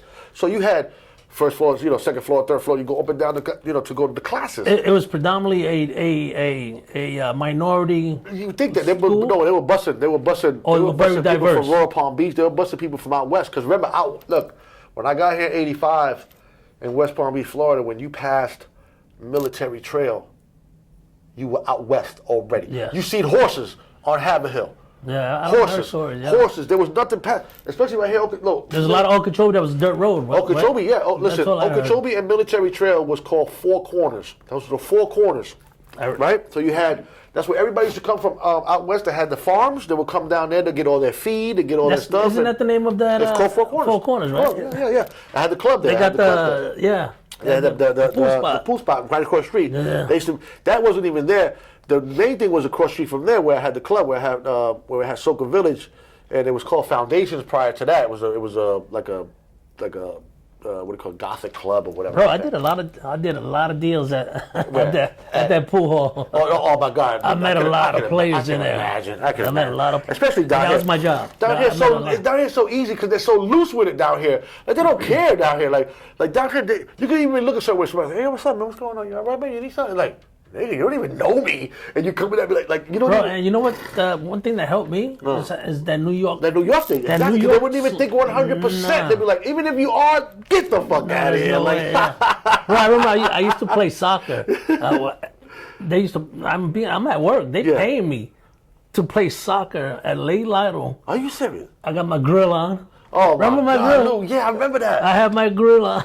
Running up and down, across from the county jail playing soccer with my man. Not you, but I'm tapping my man like, yo, don't forget the two O's. Yeah. Like I'm gonna get them on South Dixie for $700 a piece. God, Jesus Christ, dog. I had some fun doing that. that. Let me say, not for nothing, but because I knew a lot of let's fast forward a little bit. Go back forward. So anyway, so I go down.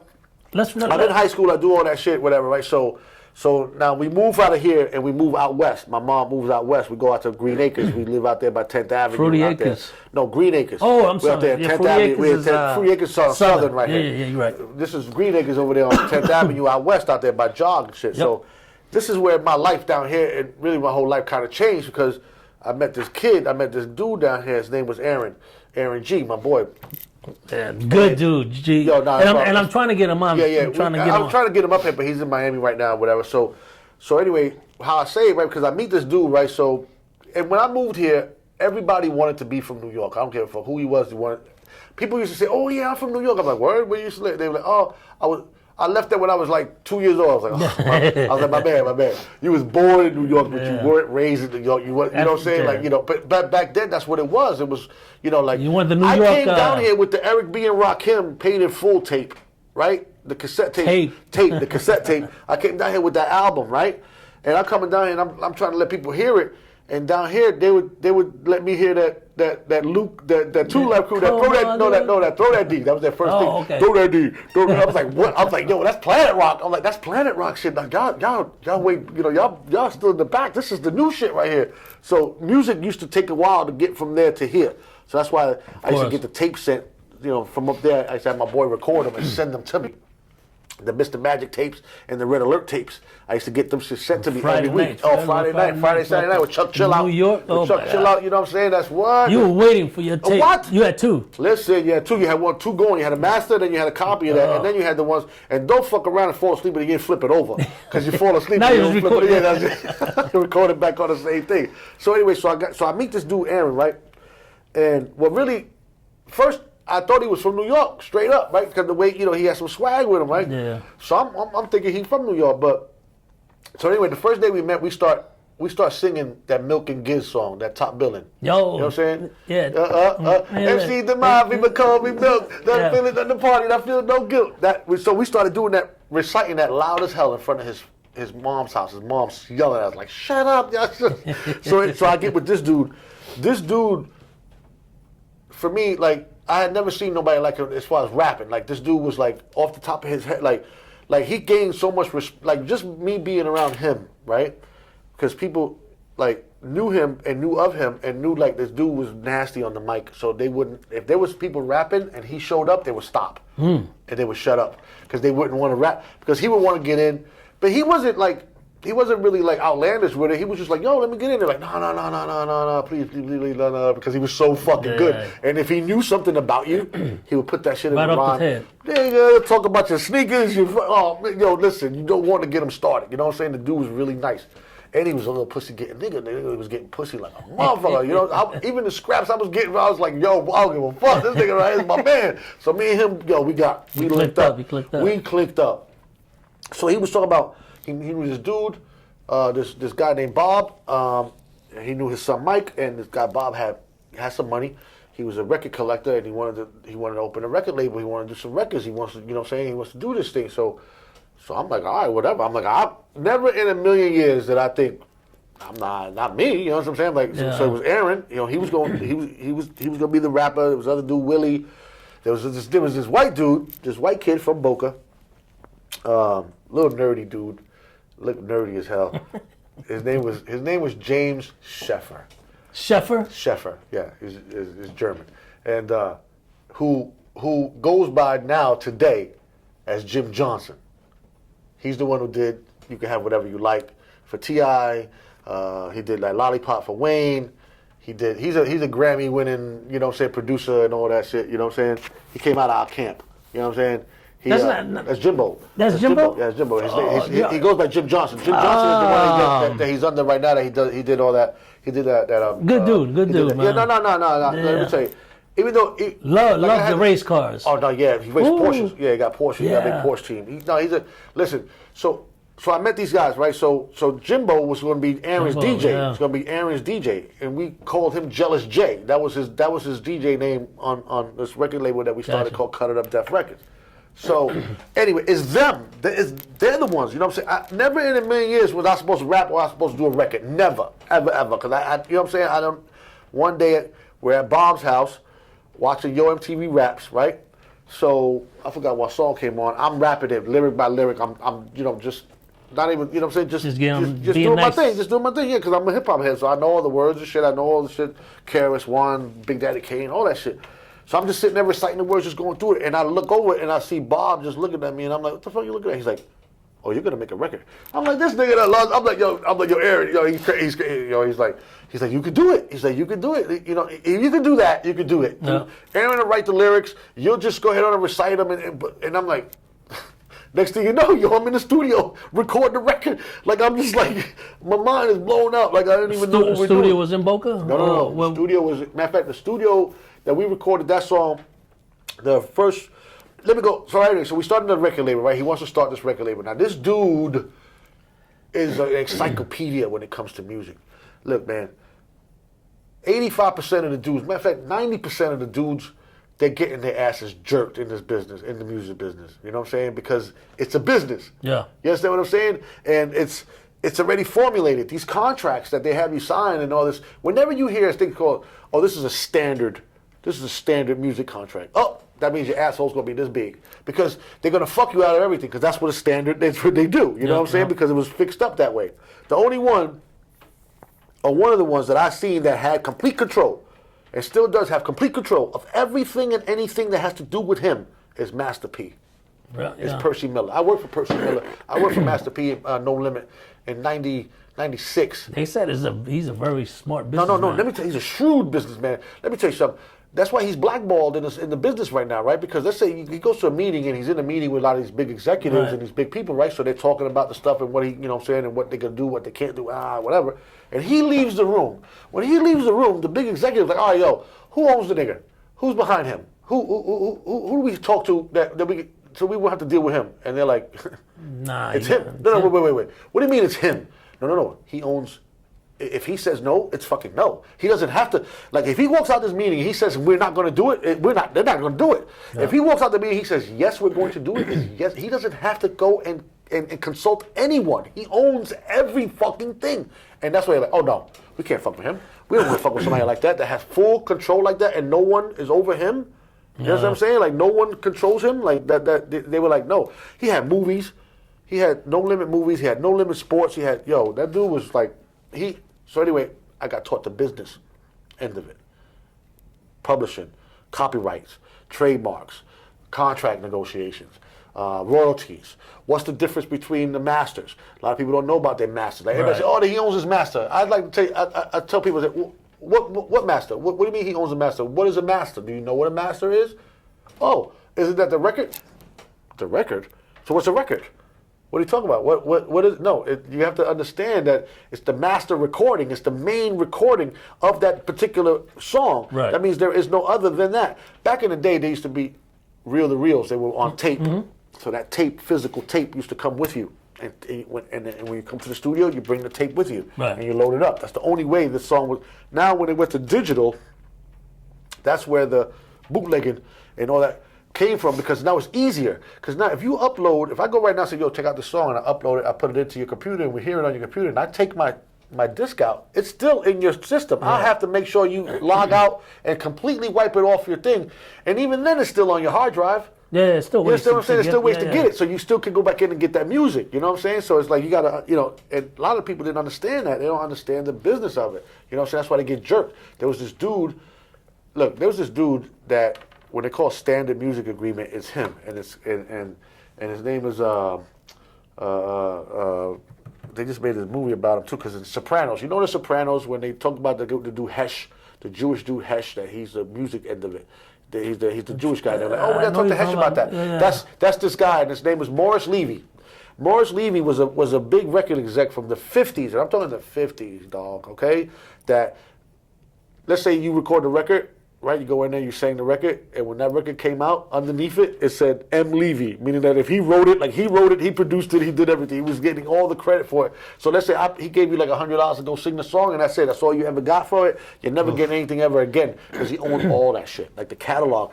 It's called Roulette Records he had. So anyway, this guy, he wrote the book on how to fuck motherfuckers.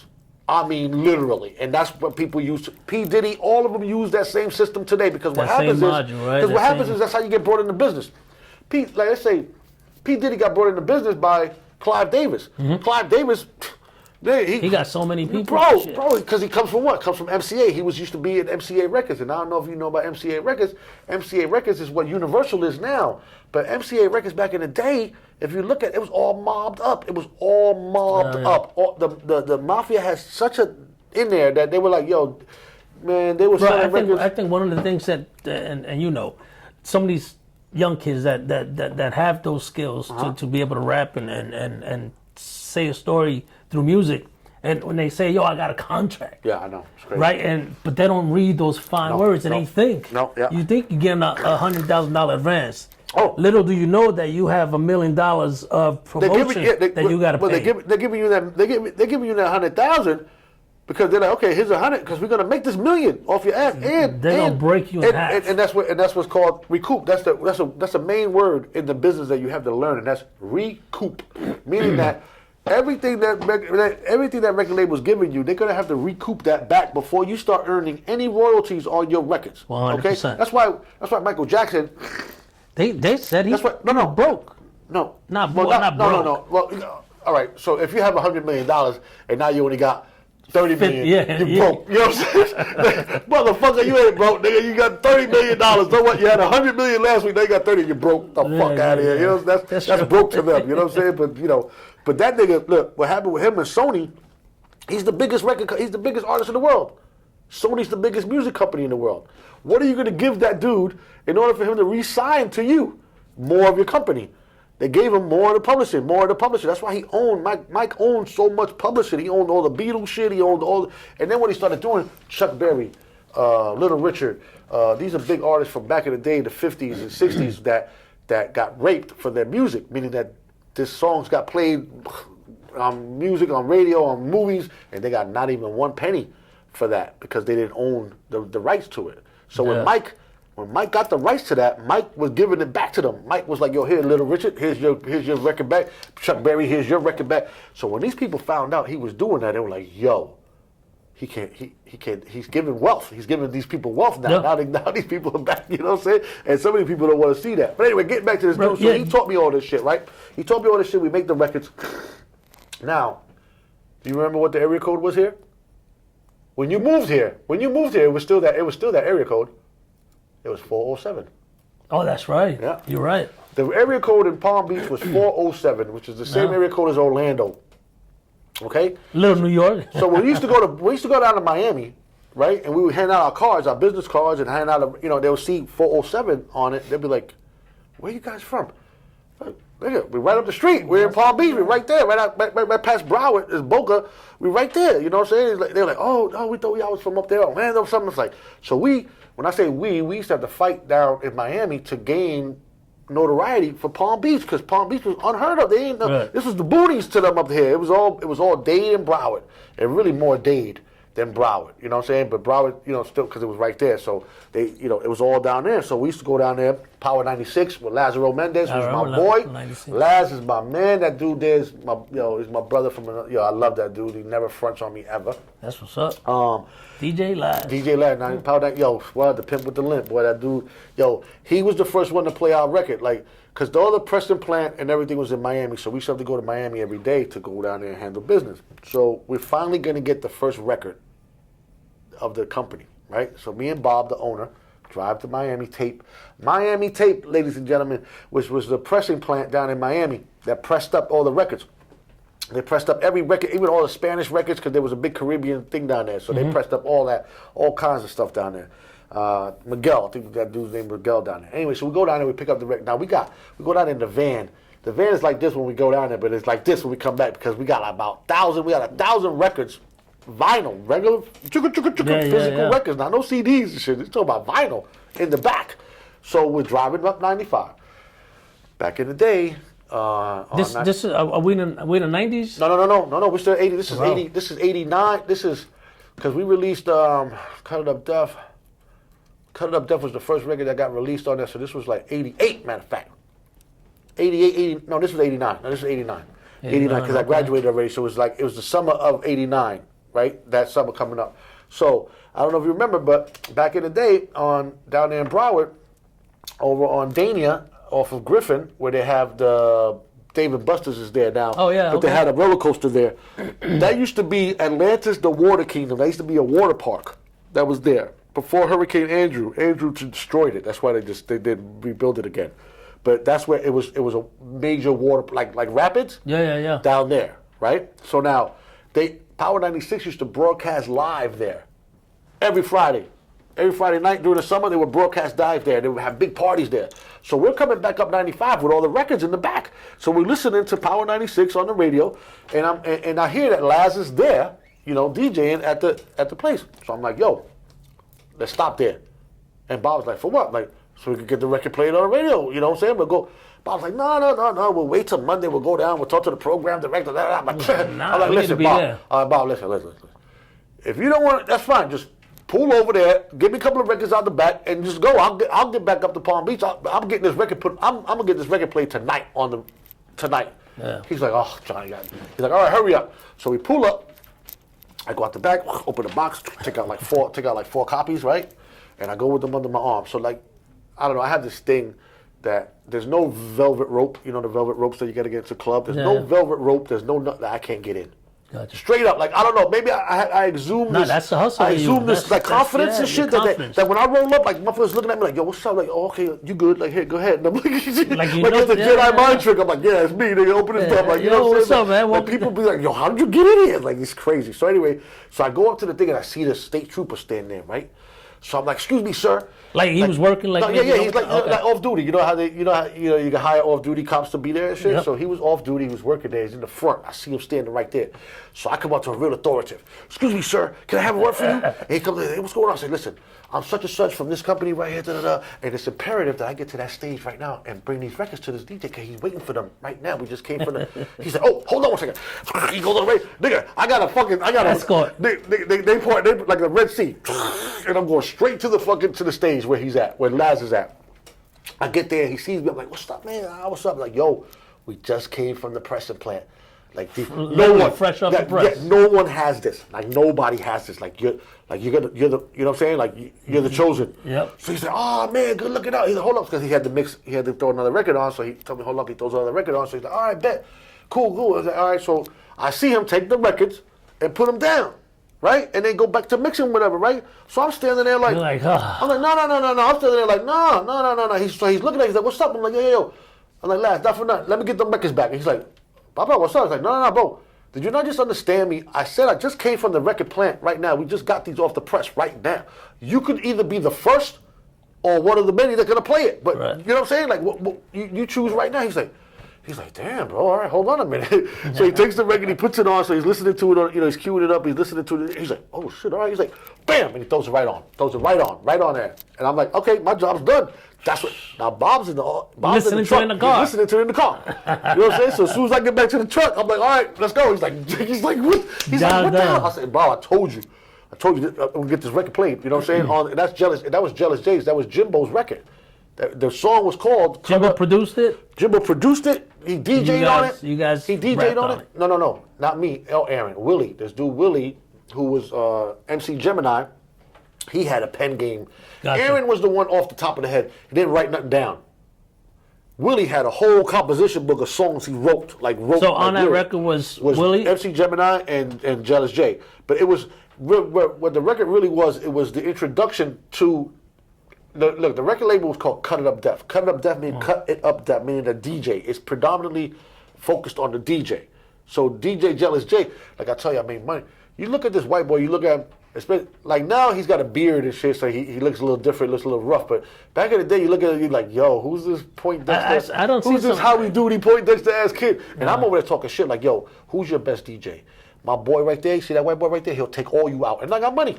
Best put it up. What y'all want to do? And they're like, what? That dude, get the fuck out. I'm like, all right, come on. And I tell Jimbo, get him. Go get him. And yo, that white boy. Let me tell you, that white boy bad.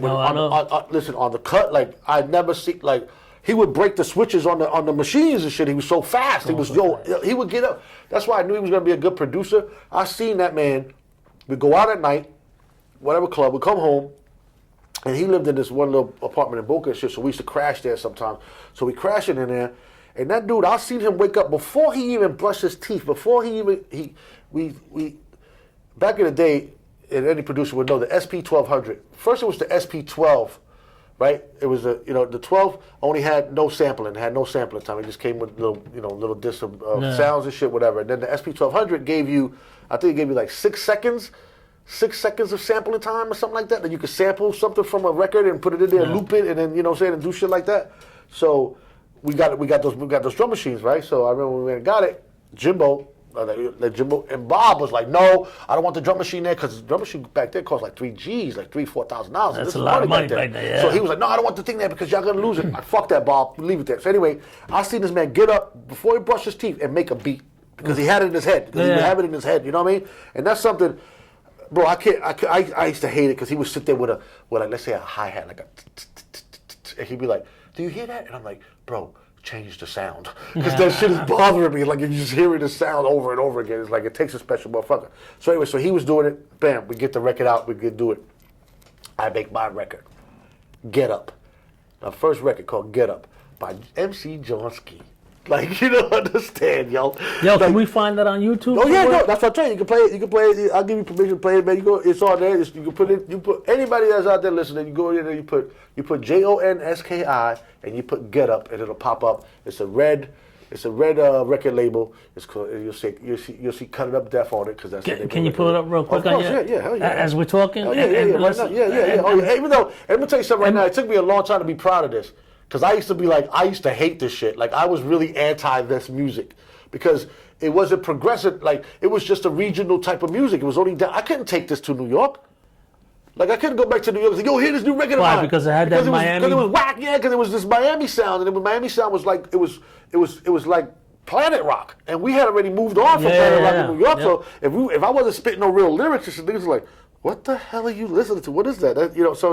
So me and Bob used to get into a lot of arguments about that because I wanted to do the hip hop. I wanted to do real rap shit, and he was like, only reason why you want to do that is so you can bring it up to your friends in New York. And I'm like, well, there's 10 million people in New York, so I would think you want to do that. As you're looking for that right quick, tell me a little bit real quick about how you got hooked up with the people down here in West Palm.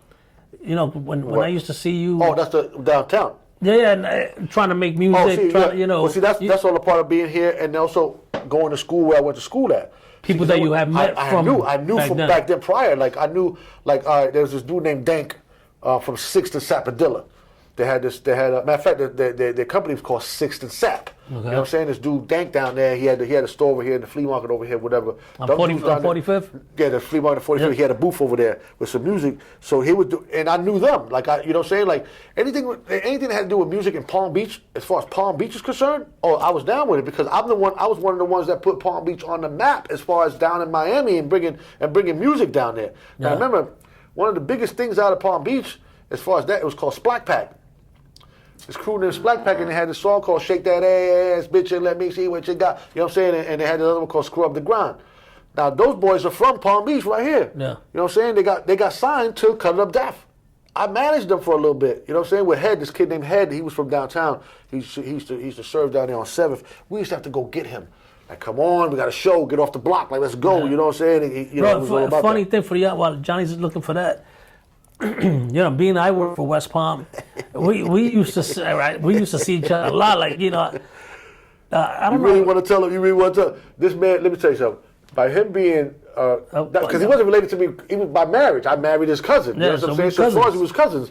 So I had a little car. I had a little Ford Escort with these little decals in the back of it, and and they, I guess the word went out like, yo, that's Marato's cousin. Whatever. You know what I'm saying? That's Marato's cousin. So they would see the car coming in and out of a lot of fucking spots down there. Yeah. So Lou calls me up one day. He's like, yo, Johnny, like, do you have to be at every fucking hot spot down there? Because they keep telling me, yo, we seen your cousins. Like, we want to fuck with him, but we let him go. But we seen him down there. Like, we know he's doing something. And I always say, yo, leave him alone. I always say, leave him alone. Straight up. He ain't doing Listen, it. I got pulled one day, and the officer came to me. He's like, let me tell you something, nigga. I don't give a fuck who your cousin is. You keep coming around this motherfucking block, and I know you're doing something. I'm not going to shut you down. Because like, I don't give a fuck. You better stop what you're doing. I'm like, oh, like that fucking Lou. Oh, my God damn. Because I was heavy. No, they will call me. I know they would. They were like, yo, because you told me. Be Like, yo, they your would call. cousin. Hey, we just seen your cousin coming out that I spot. said, yo, right there. he doing his thing. Leave him alone. Leave him alone. Yeah, but that was back in the day when shit used to be able to do shit like that. You know what I mean? Yeah, like, yeah. Like, Just, it was times have changed. Times like, have changed. like crazy. I mean, like, when they started shooting down there, like, there was this kid, I forgot the name of the group, that he was going to be, like, in this rap group that coming out of Palm Beach and shit and whatever, and he got killed. I forgot the name of it. But they shot him down there, man. It's like, yo, it was like some really senseless thing, you know what I'm saying? Yeah. But it's like some street shit, you know what I'm saying? Like, survival of the fittest. It nigga. is, He man. had some shit, and he was looking like he had more than what he did have, and motherfuckers was like, yo, we got to, you know what I'm saying? We want it, We and- want to get you. Yeah, we're going to get that right quick. But, you know what I'm saying? But down there, what that did was, though, it put me down with a lot of different people, man. No, I know. You knew everybody and I know, down there. see, and I got different, like, all right, so, like, if somebody calls me by my last name, I know they only know me from prison. Yeah. Because that's the only name I used in prison. You know what I'm saying? And nobody knew me by Johnsky, none of that, Mm-hmm. no music shit in prison. If I know, now if somebody says Johnsky, I know that's the music side. See, because when I got Diane pregnant, I got pregnant in New York, and then we came down here because our parents were down here. So when I came down here, it was like, yo, I had like 9 months until the baby got here. And then maybe another 9 months when the baby here that she knows and recognizes who I am. So I had that little time limit to get on. If I didn't make no money, my dad was gonna be, you gotta support your family. The same thing his dad did to him. Was like, yo, you gotta go get your own house, go get your shit and start your own family. Like, you ain't gonna be sitting there living with me. You know what I'm saying? So I had to, that's why I got into the furniture store. Remember when Louis was so afraid of you? I know, right? It's because I had the dreads. That's because I had the dreads. Johnny used to have these dreads, bro. I'll tell you like this. When I got, all right, I left Florida in 1990. I think I left it for good in like 92, 93. It had to be like 92, 93. Because I just To go back north? Yeah, because I got fed up with the music shit. I was like, yo, Bob don't want to do no hip hop. He wants to keep doing this Miami bass shit. You know what I'm saying? It's like, I was like, nah, I'm like, I could get on in New York. So I said, let me go to New York. I'm going to try to get on up there. You know what I'm saying? I knew some people up there that were doing some shit. My internet ain't working over here for some reason. Oh, it is. It's spotty in here. It's spotty in here. Yeah, I can't get it up here right now. That's right. And my phone's over there. So I left New York. I said, you know what? I'm leaving New York. Now, I had already met your cousin at the time. I met her, right? As a matter of fact, she was at my house. She was at my mother's house the night before I was going to leave because I told her, I said, yo, I'm leaving Florida. I'm going back to New York. I don't know when I'm coming back because I'm done with this place. Like, I don't even, you know what I'm saying? Y'all used to stay off of, let me think for a second, off of 10th. Was it off of 10th? Yeah, the first apartment we had was over there by E Street. It was on E Street. The There was a daycare. There was a daycare. There was daycare right on the back of it, on I'm the talking side about of it. near Kirk. Yeah. Oh no. Yeah. No. Okay. Oh yeah. Matter of fact, that's where my daughter where I was born. remember. That's Grace. That's Grace Avenue Okay. over there. Yeah. That's what. Matter of fact, yeah. That's where my daughter was born. That's at. where That's right. Louis cried. Yeah. So then, what happened was when your cousin told me she was pregnant in New York, that day when I hung up the phone, I didn't cut my hair. I didn't cut my hair until my daughter was like almost 4 years old. So my shit locked up. I had some Yeah, locks. it was Like I had some dookie. Like, had some clingers. Like my mother was even like, I'm gonna throw a lice in your hair to get that out of there because she's like, oh my god, you need to cut your hair. And I was like, nah, you know what I'm saying? It did. I remember Johnny. Even your mother-in-law. So your yeah, mother-in-law. yeah. She was like, "Ay, muchacha," like she would be like, "You're so handsome. Why don't you just cut your hair already?" Like, you know what I'm saying? The day I cut my hair, she seen me because she seen me with Betsy. She was like, "Oh my God!" She was like, She didn't recognize. "Nah, she didn't recognize me." And then when she did, she was like, "Oh my God! I told you to cut your hair. Look at you. You look so nice," or whatever. So his youngest son, used to be definitely afraid of me, yo. No, I remember you held him. Yeah. And he lost his breath. Yeah, he did. Yeah, he couldn't do that. I was like, yo, my bad. I'm like, I didn't want to have that effect on him. And shit. He's a lawyer now, ain't he? Yeah. Thank God. That's right. So that happened. And then, you know what I'm saying? We was down here. So I said I had time for the music, so I had to get on. So when I go to New York, I come back from New York. Now we got a deal with this guy named Warren Cromartie. Warren Cromartie is a baseball player. He played for the Montreal Expos. Now, when I moved here in '85, the Atlanta Braves and the Montreal Expos used to spring training right there at the because the Jehovah's Place, that used to be called the West Palm Beach Auditorium. Yeah. I did a show there. I performed there with EPMD, Albie Shore. Who else? Albie Shore. Albie Shore. It was EPMD, Albie Shore. Bro, I worked one overtime because I was a rookie. That's right. When you was came, like 90, and that was still open. 96. Before the Jehovah's Witness bought it. Yeah. So when they came down, so then anyway, this guy Warren Cromartie from Miami. He's from Liberty City, born and raised in Liberty City, and his claim, he said when he was a little kid, he saw this black guy jogging around, talking about he was going to be the next heavyweight champion in the world, and that was Muhammad Ali, training to go fight Sonny Liston when he won the championship back in the day. So this dude Warren Cromartie, his fame was he was the first black baseball player to play baseball in Japan. Wow. Now Japan, I don't know about you. Japan keeps everything America going. Like right now, you can go to Japan and there's still record stores in Japan. Really? Record stores. Like you go buy records. Like my records are out there. Go buy vinyl. Yeah, you can buy vinyl. They keep everything that's American, keep it going over there. So baseball, like Otani, that dude Shohei Otani. The baseball. Japanese. I mean the pitcher. He's and a hitter because you know what I'm saying that. Yeah, he does. Yeah. He hits and he pitches. Everybody. When I used to play baseball, I played every position: catcher, pitcher, whatever you needed. Because if you needed, you know what I'm saying, we only had 8 people, or we only had so many people to play. Like, all right, look, you got to play shortstop, you got to play this. So everybody played the same position.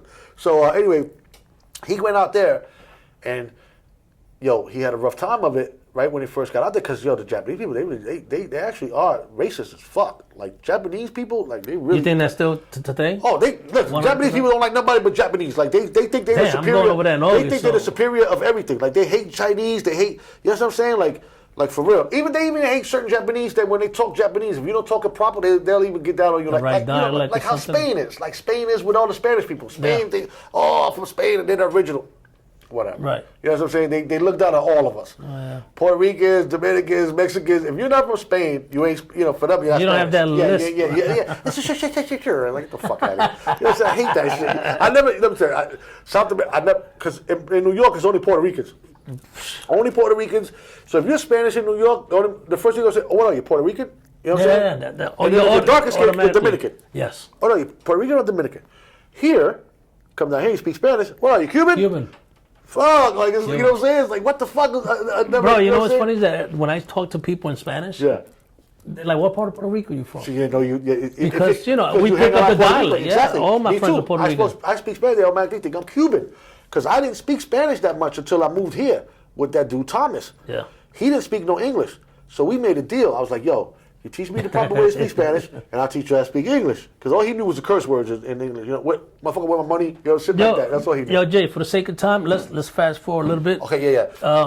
Let's talk about real quick, like, where you at now as far as like music? Where you headed to? Well, that's what I'm saying. So what I'm doing now, like, I stepped away from the music shit, right? Because I got, like I said, I had to go, support my family, whatever. I worked in the furniture store and shit, so I left that shit, and then I started getting into it.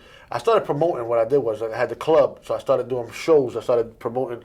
I was the first one to bring Busta Rhymes here when he first came out, with his solo shit. I was the first one to bring Trick Daddy to West Palm when he came from Miami with the Trick Daddy Dollar shit. I brought him up here to do the show over here at Soca Village, where we had the club at. Right. So I was doing that, but I stepped away from it because I know the politics.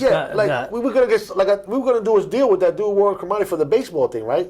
That's why I came back from New York. I came back from New York here to do that deal with that dude, right? So we were gonna sign some contracts. So we go to get the contract. Now, when we signed the contract, this is back in the day, so imagine, we were each gonna get like 10 grand. And there was 4 of us in the group, right? So we were gonna get 10 grand apiece once we signed the contract. So we went to go see the contract. So my other guys in the group, they automatically, in their head, they thought it had it that as soon as we go to this office, we're gonna sign this paper, we're gonna get the check, and we're gonna be good. I'm at the end of the table with the fucking highlighter, and I'm highlighting all this shit on this paper. That I'm like, nope, because I already know about this shit. Bob had already told me, and to be on the lookout of certain words and certain wordage that they say in law. So in the lingo, so fuck that. So I was like, man, I ain't with this music shit. If it don't make no money, it ain't making no sense. And that's the way that's the way my whole mind state was, because I had a family. You know what I'm saying? Like, I had to take care of my daughter, you know what I'm saying? My wife, and I got married, you know what I'm saying? We had the wedding and shit, you know what I'm saying? So it's like, this wasn't a game, you know what I mean? So then I started doing that. Then I got into hustling a little bit, you know what I'm saying? Because since I knew so many fucking people here, and I knew so many, you know what I mean? You reverted to what it's you like, knew. It's so easy, you know? And, you know what I mean? It's like, it's like something. So anyway, so but I kept it separate, you know what I'm saying? Because, one thing and I tell this to anybody who wants to do music or who wants to start, if you're young. If you're young and you do it, if you're a drug dealer or you're in the streets, you can't be that and do the music. You got to pick which one you're gonna do, because you can't be both. You can't do both. Bro, and that's so true, because you see the stories. Oh man, on TV. look, no, listen. Rapper killed, rapper in jail. It's a pandemic. It's like it's automatic. Like you can't let it go. go. That's what. Matter of fact, I forgot who has said that to me. I don't know who it was. It was either somebody from. I don't know if it was Maceo, probably from De La, because I know, you know what I'm saying? And we talked about it. You hang out. Oh, yeah.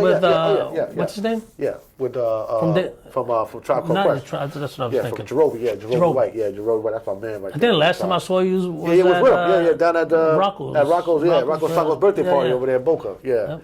Yeah. See, they're all down here. They're all down. Like a lot of those old school artists are living in Florida, because of course they're gonna be up there with the fucking winter and shit. They all living here in Florida. MC Search is living over here in Orlando. I got Maceo from De La Soul right here in Boynton. My man from Dead Presidents, from Dead Pres, he lives down there in Miami, along with Jerobi. Nori's down there. Noriega's down there. Everybody, Joe's down there. Everybody's down. You know what I'm saying?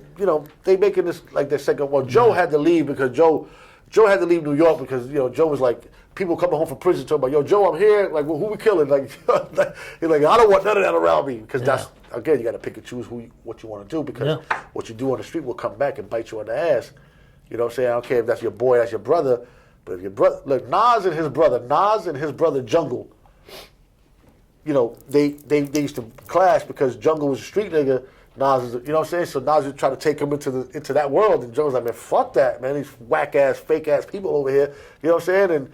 And Nas was like, yo, chill.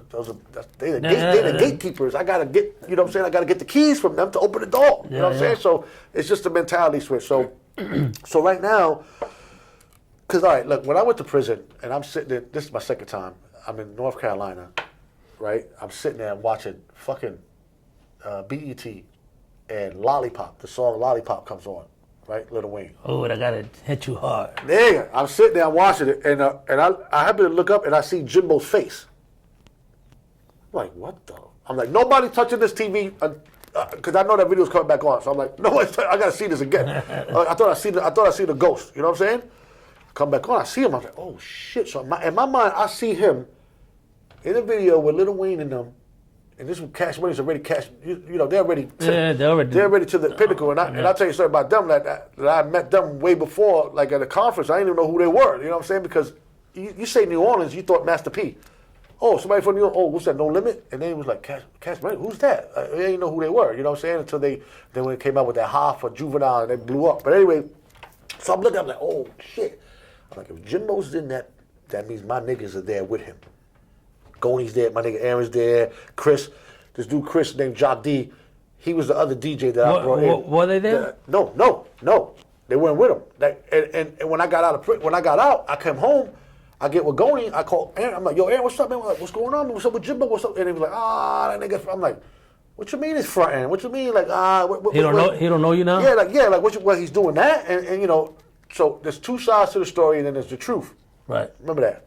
So I know Khaled. I know DJ Khaled from when Khaled was DJing in an abandoned building down in Miami in this underground station, right? That we had these pirate stations down there. This dude named DJ Raw.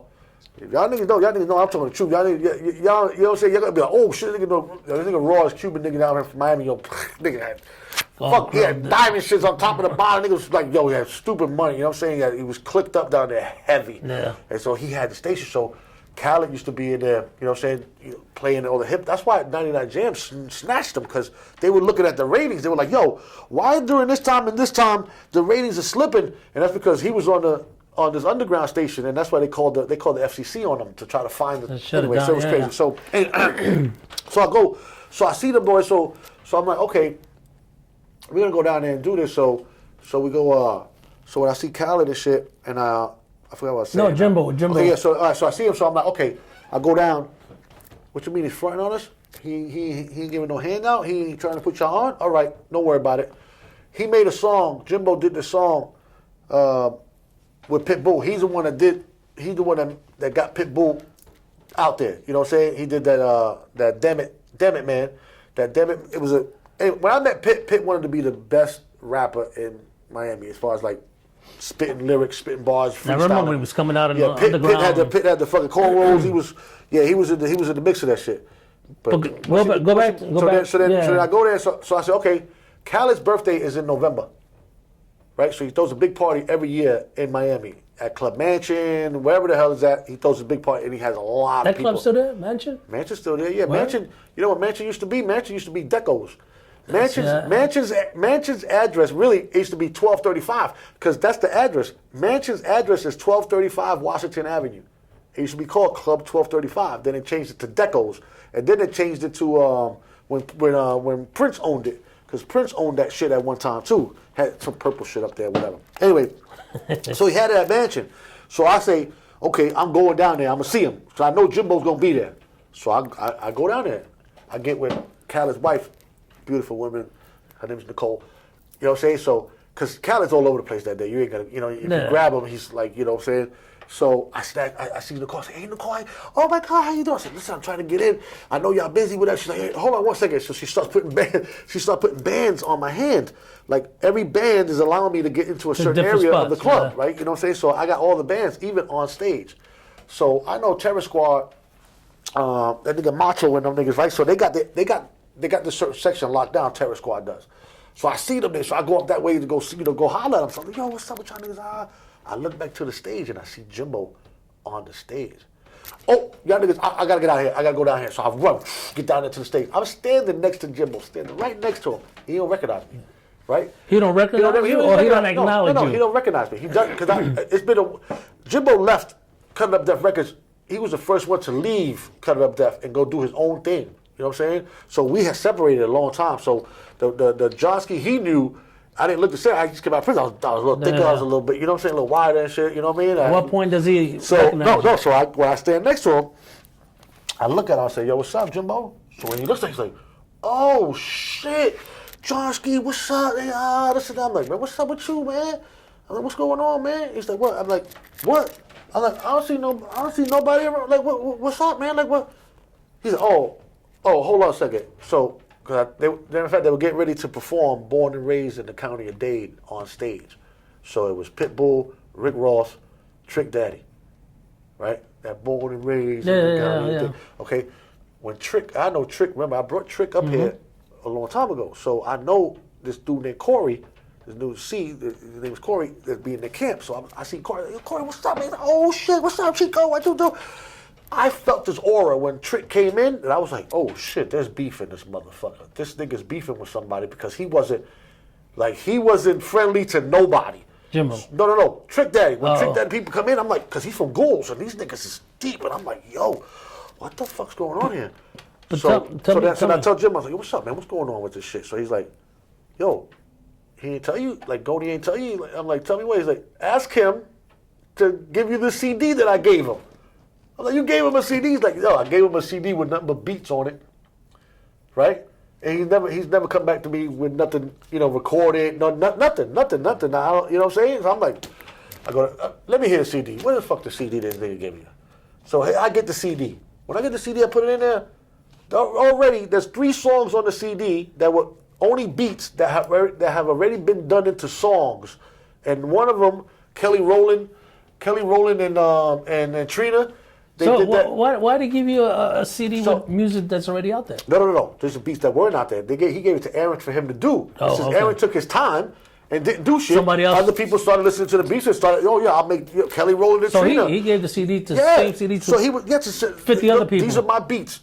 Which one you like? You like this beat? You can do it, you know what I'm saying? Whatever it is, you know what I'm saying? So if Aaron would have did one of those beats on there and came back to him and said, yo, listen to this, listen to what I did to it. It could have been. Jimbo would have been, oh shit, yeah, let me see that. Bah, bah, bah. You know what I'm saying? And do it, but there's no initiative, you know what I'm saying? Like look, Jimbo, he had to go slave to get that shit. You know what I'm saying? Like he did everything at Slip and Slide. He did that, that Let It Go with Trick Daddy and Little John. That shit with Ozzy Osbourne, he did that song. He did that Pull Over Your Ass Is Too Fat. He did that song. Nah, I He didn't get paid. But he didn't get paid for that.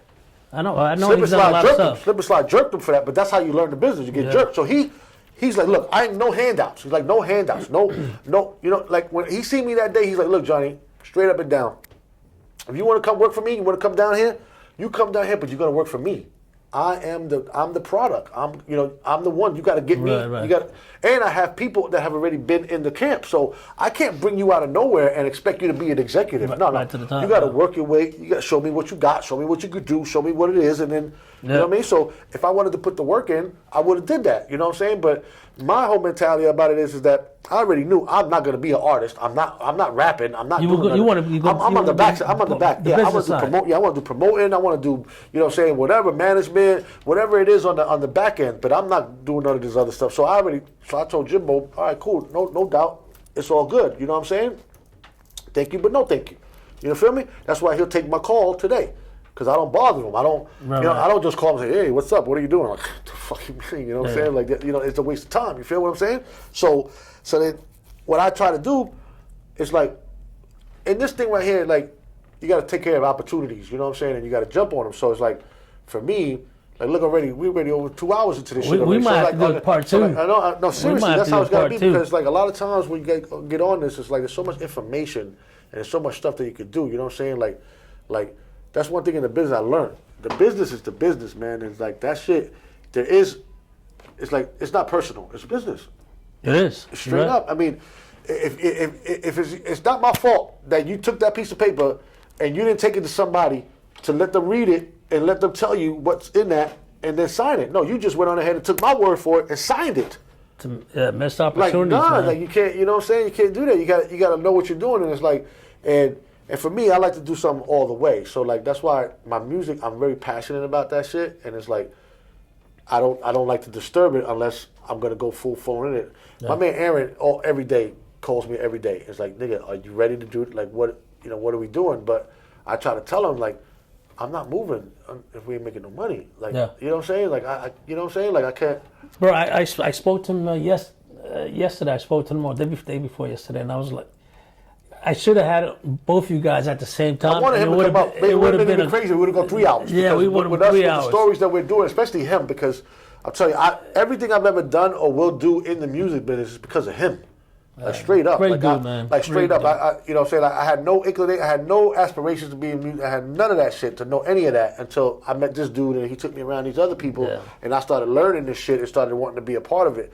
But when it comes to when it comes to West Palm though, Palm Beach County though, yo, this place has gone from like nothing to like, you know what I'm saying? It's like blowing up. Like literally, like everything's being built. Kids out here with this talent. Got a lot of talented kids out here. You know, Triple J from Riviera Beach. He was getting ready to get signed to Def Jam South.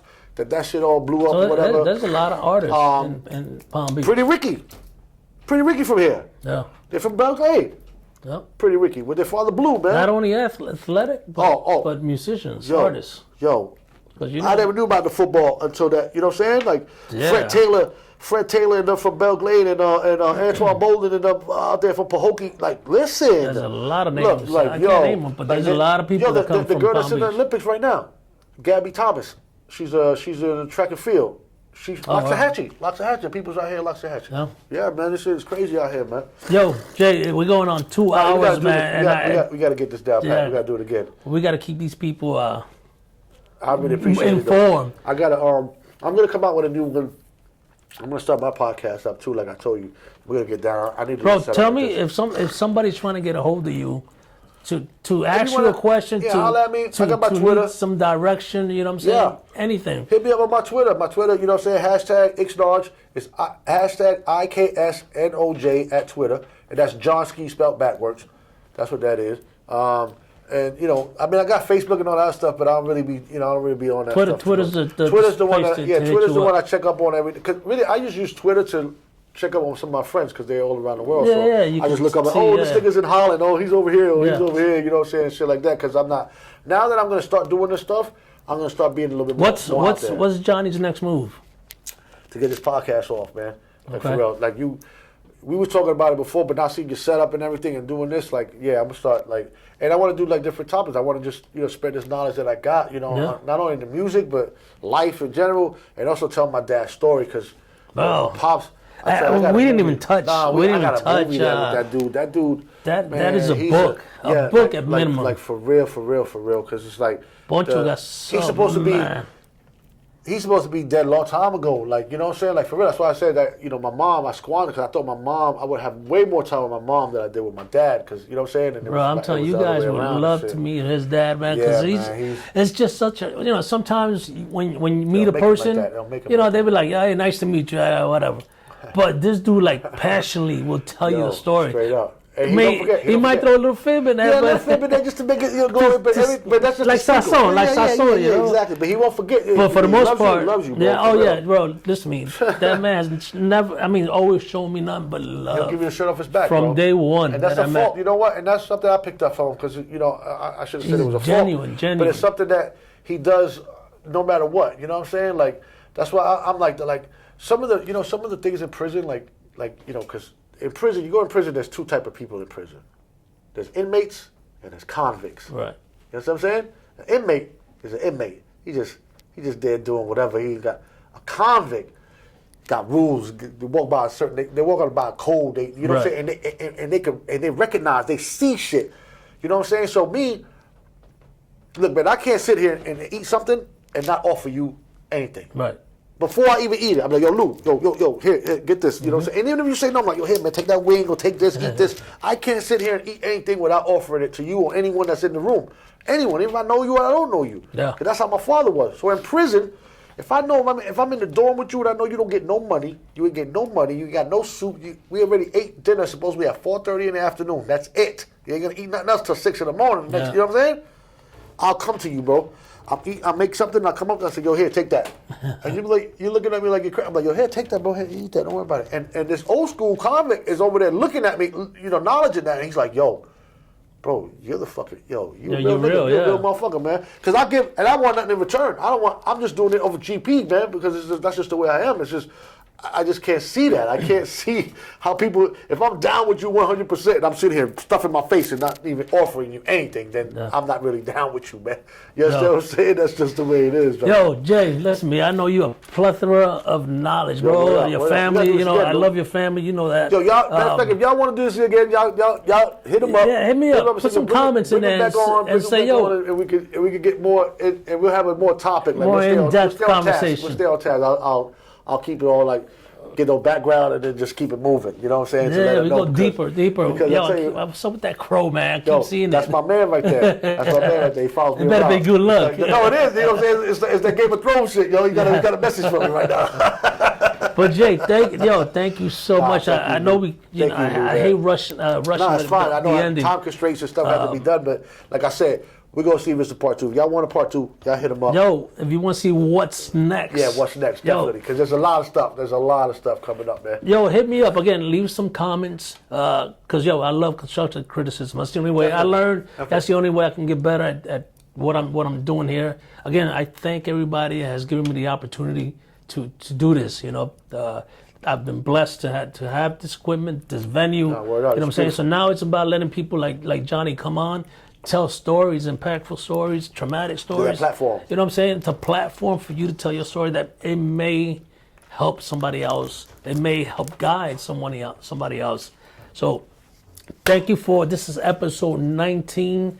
19. This will be put out within the next week. I'm trying to do two a week. Trust me, it's a lot of work. I know. The easiest thing is doing what we're doing now. Yeah, I know, because now the work Messing starts around, after this. chilling. You gotta edit, you gotta start getting the sound. You know how that goes. It's crazy. But all right. But thank you, everybody, and I'll see you man. guys next time. All right. Peace.